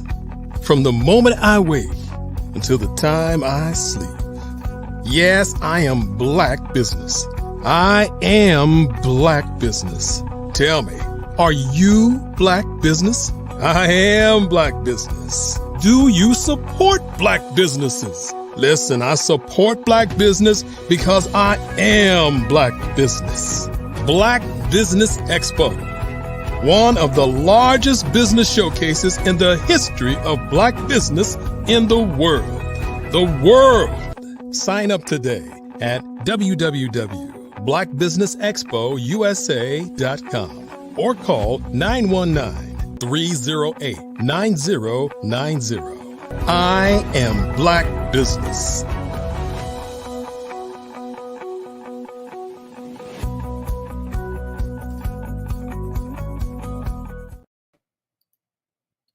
Well, good evening, business owners, entrepreneurs, thought leaders, and corporations, welcome to the Black Business Network. My name is Charles Kithcart. I am the moderator for this evening on the Black Business Network. The Black Business Network is a 24-hour business network showcasing Black businesses, business owners, entrepreneurs, and thought leaders worldwide.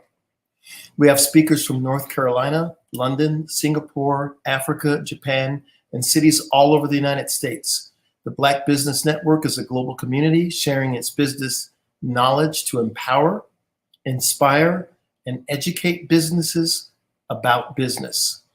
This evening, we share now with the founder of the Black Business Network, Dr. Eric Kelly.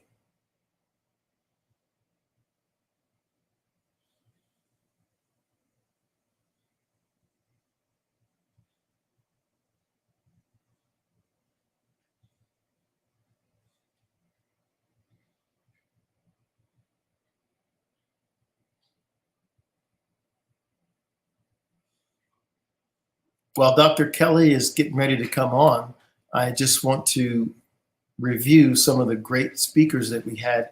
If you were listening to Dr. Hunter Rainey, PhD, she gave a synopsis on what businesses can do and focus on. When you start a business, that's the beginning of the trip. It's not the end of the journey. There he is, Dr. Kelly. Welcome to your show. Well, you know, when they say it's my show, it is my show. But it really is the people's show. You know, the people make it happen. The people make it go. The people make it do what it does. I didn't say do what it do. I said do what it does. A plural. When we begin to look at today and tomorrow, we got to look at happiness. And what is happiness? Happiness is living in the moment and living in today. And of course, genius is common, and I'll see you on the other side.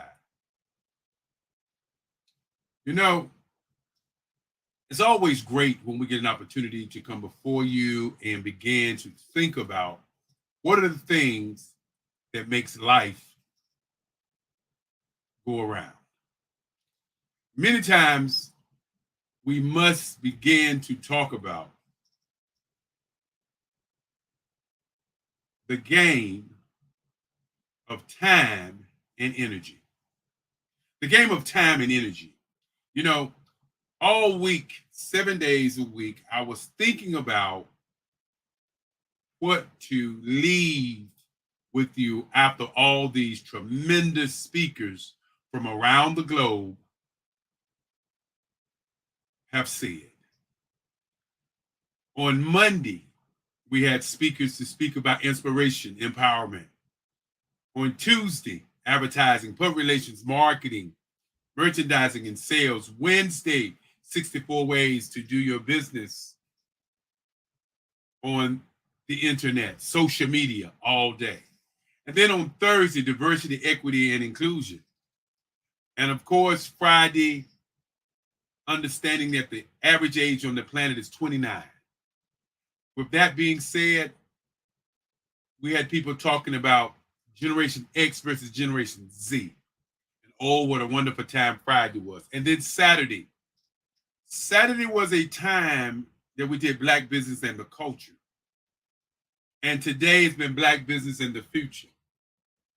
I opened up talking about the game of energy and time. So I want you to think about these last 7 days. What were you doing? What did you get out of what we presented? When you think about the lives of the business owners who spoke all week long from 8 o'clock in the morning to 8 o'clock at night, what did you learn? What did you do? With over $11 million, $11 trillion in Black hands, do we continue to allow it to go everywhere but in our community? Very bold question.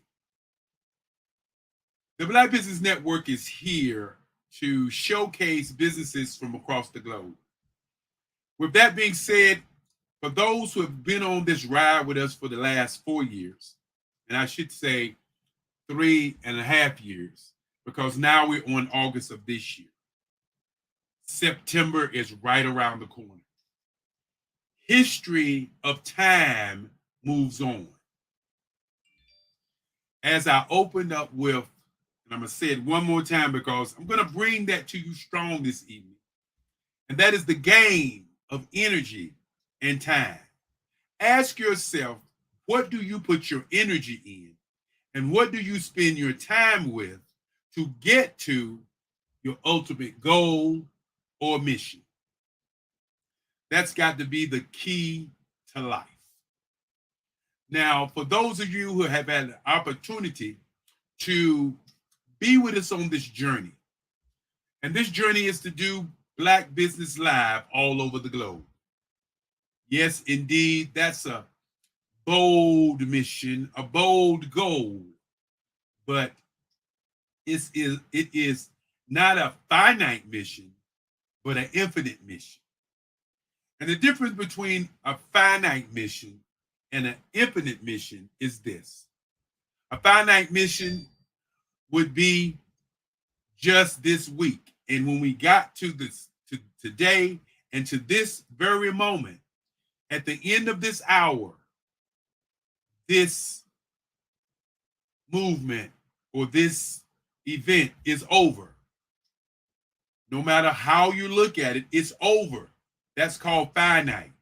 That means, like baseball. Baseball has its rules. You don't get a 10th inning in baseball unless you're tied. But that's a rule. That's a finite game. I mean, that's a finite game.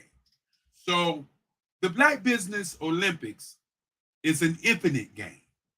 It has no rules. We don't know how many speakers are going to speak. We've had over 3,000 speakers to speak, and they've spoke in different manners, different kind of ways. They've said what they want to say because it's an infinite game. Remember, time and energy. And as we look at time and energy, you have to look at what are the rules. There are no rules in an infinite game. Sometimes a new rule happens. Sometimes a moderator comes in and says, I want to moderate for 4 days. Sometimes a moderator says, I want to moderate for 2 days. Sometimes a speaker says, I want to speak for 4 days. And sometimes a speaker says, I just want to listen. No rules to an infinite game. And our game is going or looking at a vision of being 365 days of the year live. And so when people ask the question, what do I get? Why do I come? What is it that I get? I simply say you get an opportunity to be recognized, showcased. You get an opportunity to be known. And many times in business, you think that people know you because you have people around you. But people around you not buying your products or your services don't mean anything.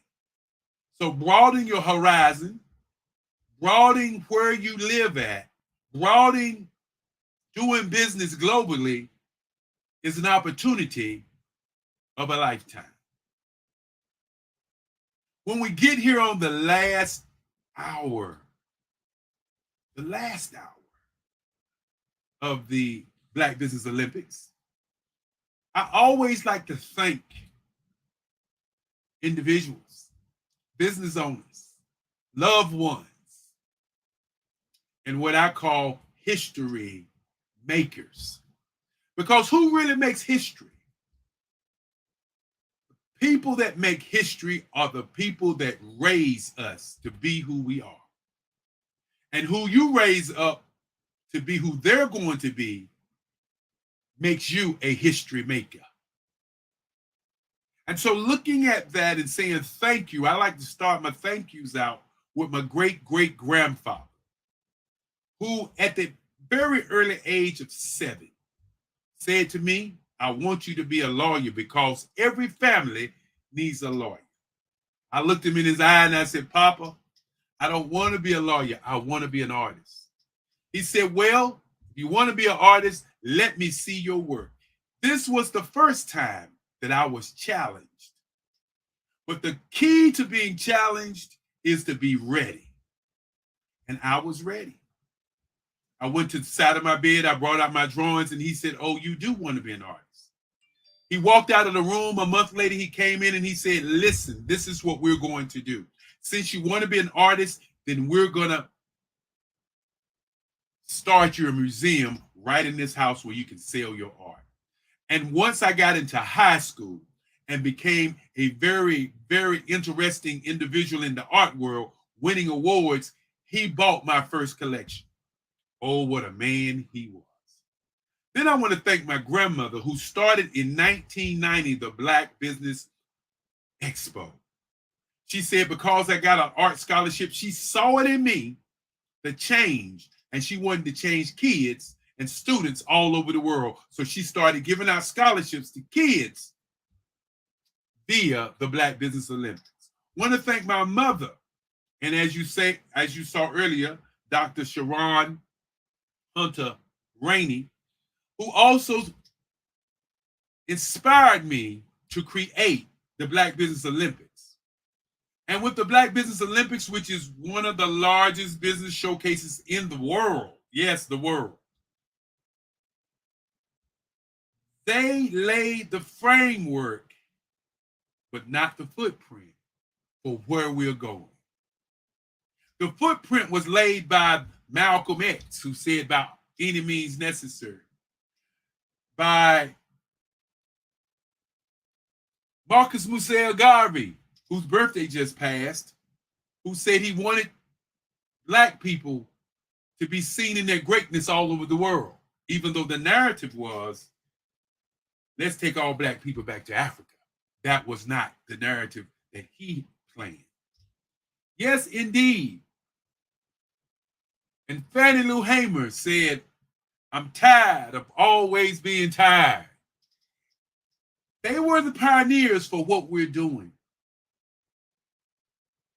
They were the pioneers, the Nelson Mandelas, who was in prison for 27 years and then boom, out of prison to become the president, to change the landscape of a nation.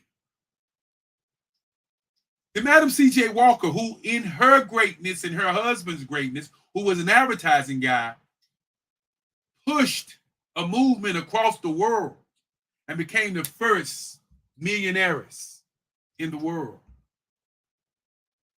I want to begin by thanking a young lady by the name of Angel Green, the president of the Black Business Olympics, the Black Business Expo, who has totally changed how we do business.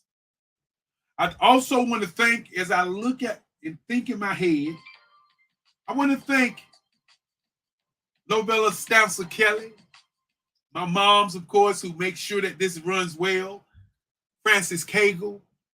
I want to thank Kimberly McLean. I want to thank Margie McLean. I want to thank Madam Madeline Ann Lewis, who continues to inspire me each and every day.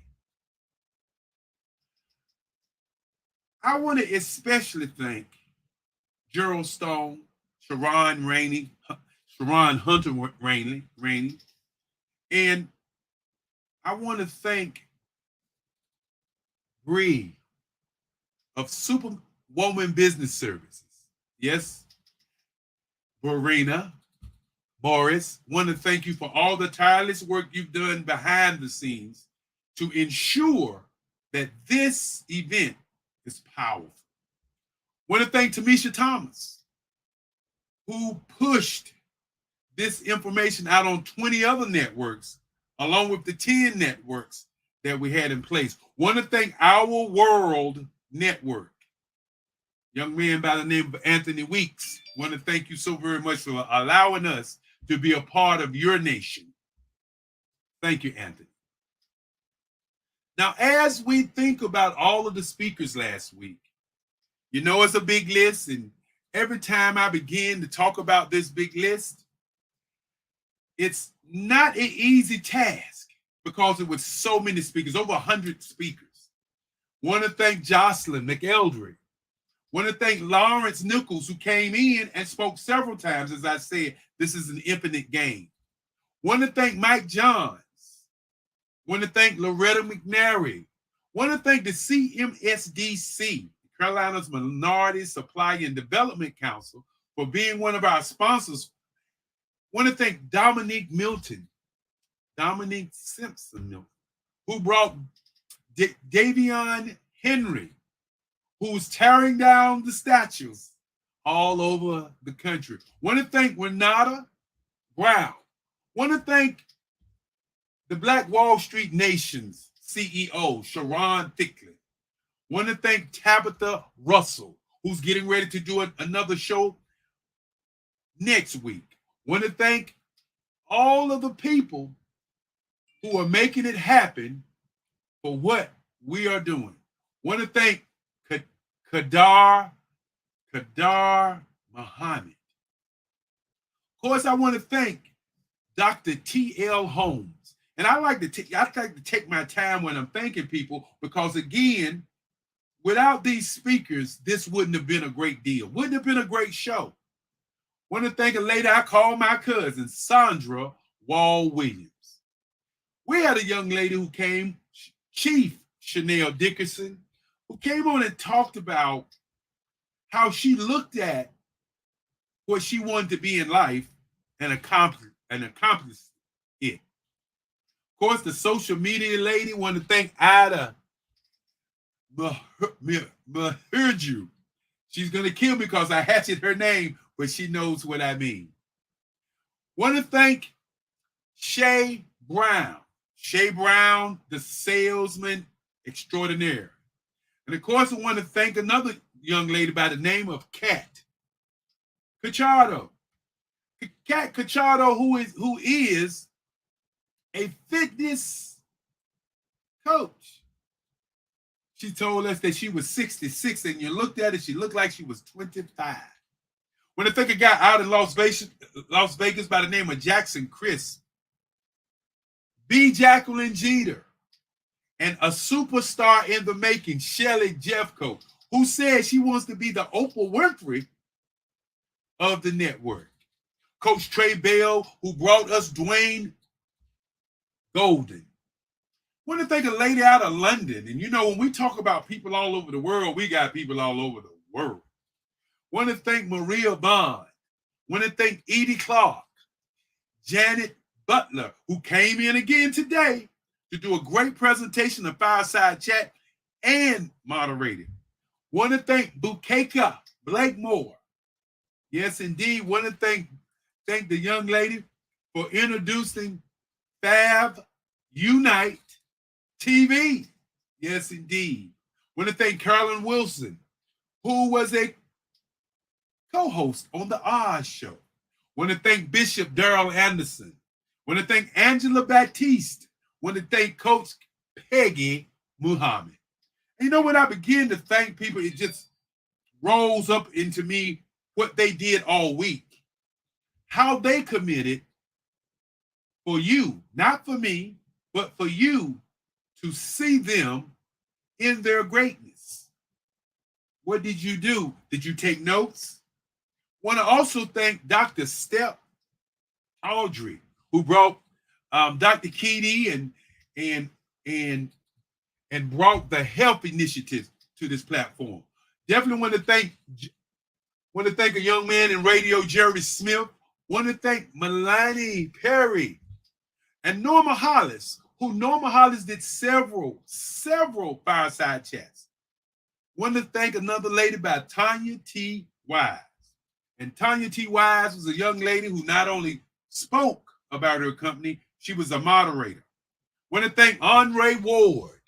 Want to thank Nia Lewis, Tandra Price, who brought her team in again this time. And Tandra Price, one of the superstars of the Black Business Olympics. William Jackson and his wife, Aida Jackson, who both in their greatness shared the metaverse for us. Andrea Adams, who was a moderator, want to thank her also. There was a lady who was here who was, as we call, the $1 million grant writer, and that was Dr. Barbara Wright. Grant McGaugh from Omaha, yes, indeed, moderated, spoke on his company several times, sharing with you life-changing conversations. Want to thank Reverend Dwayne Kumina. Want to thank a guy by the name of Sidney Wormsby who talked about leadership, and that leadership still rings in my mind right now. Want to thank again Dr. Latoya Smalls. You know, sometimes I would say people's name twice because they've done something magnificent. Dr. Madeline Ann Lewis, thank you again. Virgil Thornton, who talked about leadership this morning. Want to also thank our chairman of the board, but I don't want to forget a young lady by the name of Dr. Erica Muhammad. And Her Royal Highness was here. Duchess Winford Guitar God. Yes, indeed, I probably hatched that name, but I did the best I could, Duchess. And then, of course, Enolia Forte, who brought her here to talk about Africa. Of course, as we get down to the nitty-gritty and saying thank you, thank you, thank you, I'm sure I'm going to miss somebody. But hold it to my heart, not to my head, because you know what happens with your head, sometimes you can't remember everything. Want to thank a young lady who just been spectacular, Eartha Watts Hicks. And I want everybody's prayers to go out to Eartha as she get ready to go on another journey that she needs prayer for. Shay Brown, the salesman extraordinaire. And then there was a young man that really did a great job, Javon Martin. And we had a legend here. We had an absolute legend, even though everybody was a legend. Everybody was historical. We had a gentleman here by the name of Jerry Roebuck. I just want to take a moment and talk about Jerry Roebuck. Jerry Roebuck was the man who started Black Expo USA and did 16 cities across the United States of America. A young man, or a man, who allowed me to be a part of his organization after the third event that I did, after they saw the numbers that I was bringing. Had a chance to go to the Jacob Javits Center in New York City and watch his show, which did 100,000 people 4 days in a row with over 1,000 business owners. He took those 1,000 business owners across the nation, LA, San Francisco, New York, Philly, Washington, D.C., Norfolk, Virginia, Miami, all over the country. I want to thank him personally for what he was doing was what I was watching, and he allowed me to learn on the job how to do the Black Business Expo right here in Durham with the tutelage of my main guy, rest his soul, Bill Cherry. Want to thank Merlin Clark for her outstanding participation as she talked about Generation X versus Generation Z. Want to thank Marquise Hicks as she was just fantastic. And as we move on, want to definitely thank Abdul Dweli Muhammad, you know, as he talked about Black businesses in the future out of Africa. As you've seen the videos, and many of the videos were either made by Lotus Richey, or the main video lady for us was Farron, I'm going to give her a whole name, Lopez, and she did an outstanding job. When we had a guy who dropped in by the name of Kelvin McNamore, who really gave some life-changing statements. And then, of course, the beautiful lady by the name of Ramona Rogers. Great job. And then, of course, a lady by the name of Sunny Waterhouse was here definitely. She did an outstanding job as she was on a panel with Nurse Blue. Spiritual Teak was here all the way from the UK. And who would forget Dr. Tandra Price? Taria Hodge, who talked about AI. And my great friend, I didn't say good, my great friend, Yunisa Kamara, all the way from London, as he continues to put speakers on this platform. And you got to talk about Wade Randolph, who again showed up, and showed out. I want you to think for a minute, what did you get out of this week? If you don't know what you got out of this week, go back. Go back and look at it one more time. We put it on social media so you can see it over and over again. This is a university. Did you get your tassel? Did you get your diploma? Want to thank Helen Hicks, who was one of our moderators. And the moderators are the ones that really made it go. Tanya Wise, Eartha Watts Hits, you know, Enola Forte, of course, Andrea Adams. You know, they really made it happen. They made it happen. Grant McGall, you know, Marie Bond from the UK. They really made it happen. Want to thank them. But I also want to ask you, as you stumbled onto this showcase, as you may have wondered, what is our why?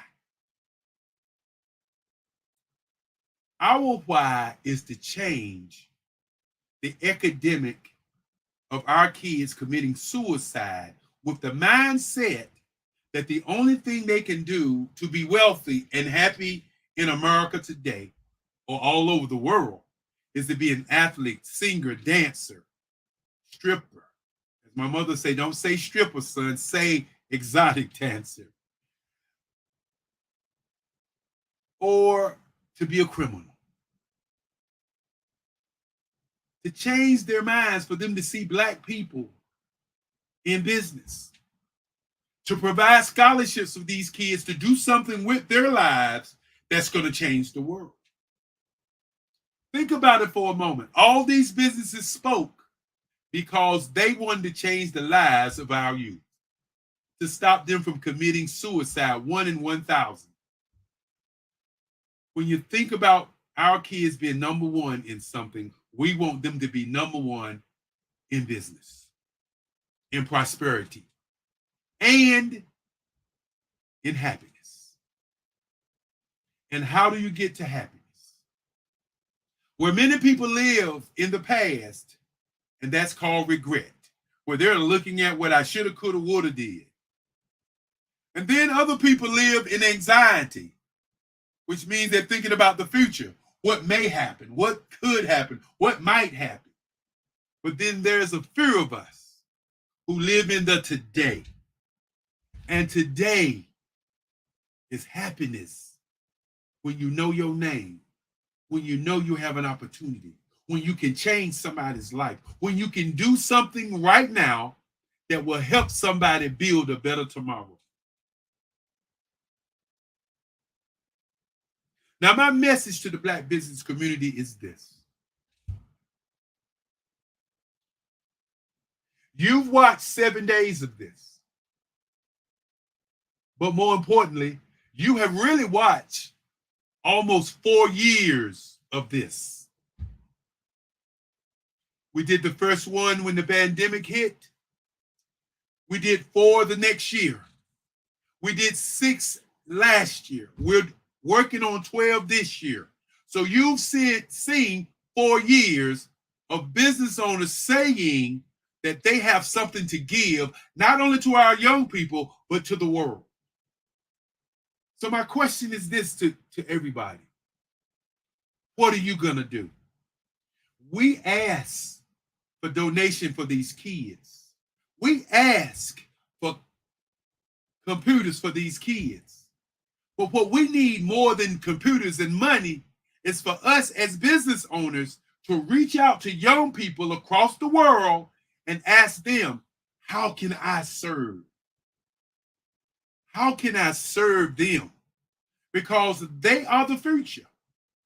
If you're in business and your business is structured for customers that are 30 and 40 years old, 10 years from now, you're going to be out of business. AI is not going to put you out of business. What's going to put you out of business is your customer. And the question I have for you, do you know your customer? Do you understand your customer? Do you understand your gray print, which is your subconscious mind that's looking for business, that's looking for happiness, that's looking for joy all the time by the thoughts that you have inside? Do you know your red print? That is how you show up, who you are. And your red print sometimes is what we call fear and sabotage. But more importantly, your red print is who you are. And if you're a business owner and you don't know your industry, or what I call your blueprint, and what is your blueprint of your business? Are you doing a business as a hustlepreneur, an entrepreneur? What type of business are you doing? If you don't know your industry, then you don't know your business. That's just the way it is. So what is your blueprint? Who is the 1, 2, or 3 top businesses in the world that's doing what you're doing? Look at their blueprint. Stop saying, I want to do it my way, because the I want to do it my way is what I call a 10-year window of business disaster, of going over and making mistakes that have already been ironed out by the top companies and top companies in the world. If you want to be a billionaire company, study a billionaire company. And then, of course, the green print. After you study the industry, you see your blueprint. How do you make your money from that? What is the green print that earns you money from your blueprint? We've had so many business owners to talk about strategy. Think about that for a moment. And then, of course, as we look at your black print, which is wealth management, retirement, and exit strategy.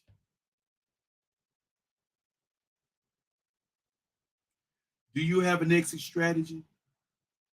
Why don't you have wealth management on your mind? I'll tell you why. Because you're not thinking about the future today. If you thought about the future today, then you would be happy every day. So people, as I start to move down to the end of what I wanted to say, because, this is the state of black business right now. That's what this is, the state of black business. Sunday is the future. The state is the future. It's the state of black business. It's the state. It's the state. Where is black business? When I say I am black business, from the moment I wake to the moment I sleep, that I am black business, I want you to be black business. I want you to think about what you saw all week, and I want you to make a change and think about the young people that you can impact right now. Not tomorrow, right now. Find our young people on the planet and serve. I know many people say, well, I'm not getting nothing out of that. I don't get nothing for serving. I don't get nothing for helping somebody. That's your problem. Because when you serve, you begin to earn history. And what is better? To live on a planet where you're born and you have a dash and you die and all your dreams dissipate into the one place where many, many dreams are, and that's the cemetery. We could talk about the money. We could talk about the Black Wall Streets. We can talk about all these things all over the world. But the one thing that we can do as a group, and that is to not only support each other, we can buy from each other. We can support each other. And you've heard the myth that Black people can't work together. But guess what? If you were here all week, you saw Black people working together for 7 days, 8 o'clock in the morning to 8 o'clock at night, sharing their expertise, their ability, their supreme confidence. They share with us everything. They share with us their life. So what are you going to share with us? Now, for people out there who want to speak on the platform, you may give us a call at 919-308-9090, or you can actually go to bbxspeakers1@gmail and apply to have your company showcased. But let's don't sit back and relax and not share with the world the greatness that you are. And with that being said, I'm going to bring the young man back up, and we're going to get out of here. As I'm smiling because I love every moment of this week, as I saw so many great people come before us and talk about business. Go look at that carpet. Hey, Dr. Kelly, amazing shows. Amazing. Well, one of the things that we have is a standard. And sometimes people don't see a standard. Sometimes people let a standard slide and it catches people off guard. Right. So as we continue to build, just remember that the standard is what gets us to the next level. Not the how I feel. That doesn't get us to the next level. Being prepared always get us where we're going. Right. And many times, instead of being prepared, we just let things go. That's not the best way to do business. That's not the best way to do anything.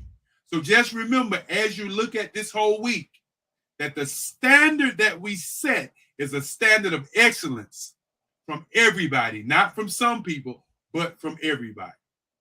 Beautifully stated. This has been an inspirational week. And if you're out there watching and seeing, if you feel like wherever you're located, you get depressed because you don't see enough business people, you don't see enough of this excellence, this is the clearinghouse right here to get inspired, to get quality information from the people that come on, and to launch you into success.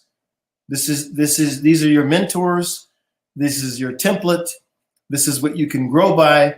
And so the Black Business Network is an extraordinary thing. Dr. Kelly humbly doesn't like to take total credit. This is his baby, but it's for everybody. And what that means is when you come in, he wants you to take over and bring in what you're doing, and he wants to share with what you're doing to the world. And we've got to make these kinds of things happen, and we can't keep looking at the same old narrative of what we see. We're going to change the conversation. And of course, I want people to lead today and lead tonight with what I said earlier. You are playing the game of energy and time. That's right. I want you to think about what you put your energy in is going to give you the greatest of time on this planet. Ask yourself, what did you learn? But more importantly, what did you do after you learned it? And I can ask the question, where do we go from here? As I said, some people play the finite game, some people play the infinite game. we're playing the infinite game. That's right. And by utilizing our energy and time, we will get to 300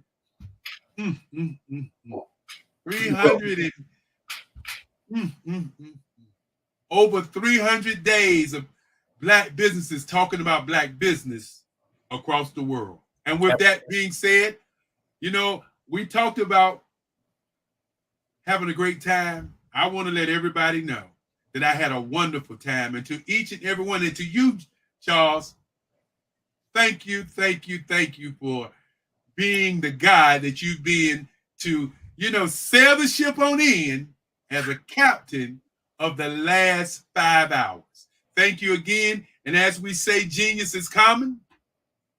I'll see you on the other side. I'll see you on the other side. You are in the right place at the right time. The Black Business Network opens again for its Black Business Olympics, a 24/7 broadcast on business, strategies, global branding, social media marketing, finance, advertisement, and much, much more. Featuring the top, most powerful entrepreneurs and speakers and thought leaders from all around the world as they gather together for this phenomenal event. Join the Black Business Network streaming live into the metaverse, STEM City, USA, Black Multiverse, Pod TV, Roku, Hulu, iHeartRadio, Apple TV, YouTube, TikTok, Instagram, Google Podcasts, Facebook, LinkedIn, IBM TV, Spotify, and Twitch. Tune in today and be a part of this amazing movement. The Black Business Olympics welcomes you.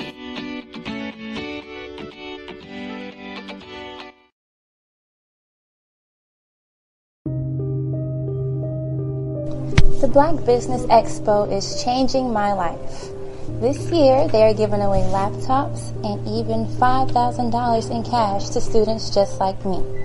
I'm Alexis, and I want to go to college to fulfill my dream.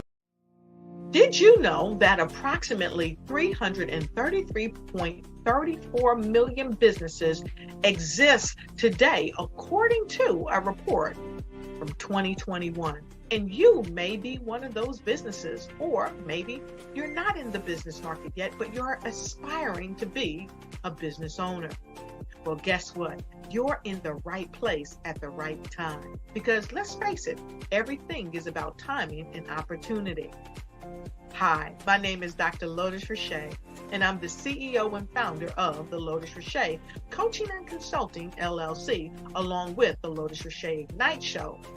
15 minutes of success with Dr. Lotus Richey, as well as books to boom your business and bring who you are. And today, I want to bring this amazing message to you about the Black Business Network and the Black Business Olympics. See, the Black Business Network and the Black Business Olympics is designed to help people just like you, that's right, that look like me, to take their business to the next level. Not just in your front yard or your backyard, but globally. The Black Business Network and Black Business Olympics is designed not to just help you survive, but to help you thrive. So join us today as we come together with businesses all around the world to support our students, our children, our young teens, our young entrepreneurs. What we do is we come together to help raise funds for students who are aspiring to be business entrepreneurs, who are aspiring and who are thriving in college. We endow them with a wonderful opportunity to gain scholarship of either a laptop or several thousands of dollars. And we invite you to help be a contributor to this amazing opportunity. to help someone that looks just like you. So join us today at our website and let us connect with you and help you ignite and take flight in every area of your life on the Black Business Network and the Black Business Olympics. I'll see you on the other side.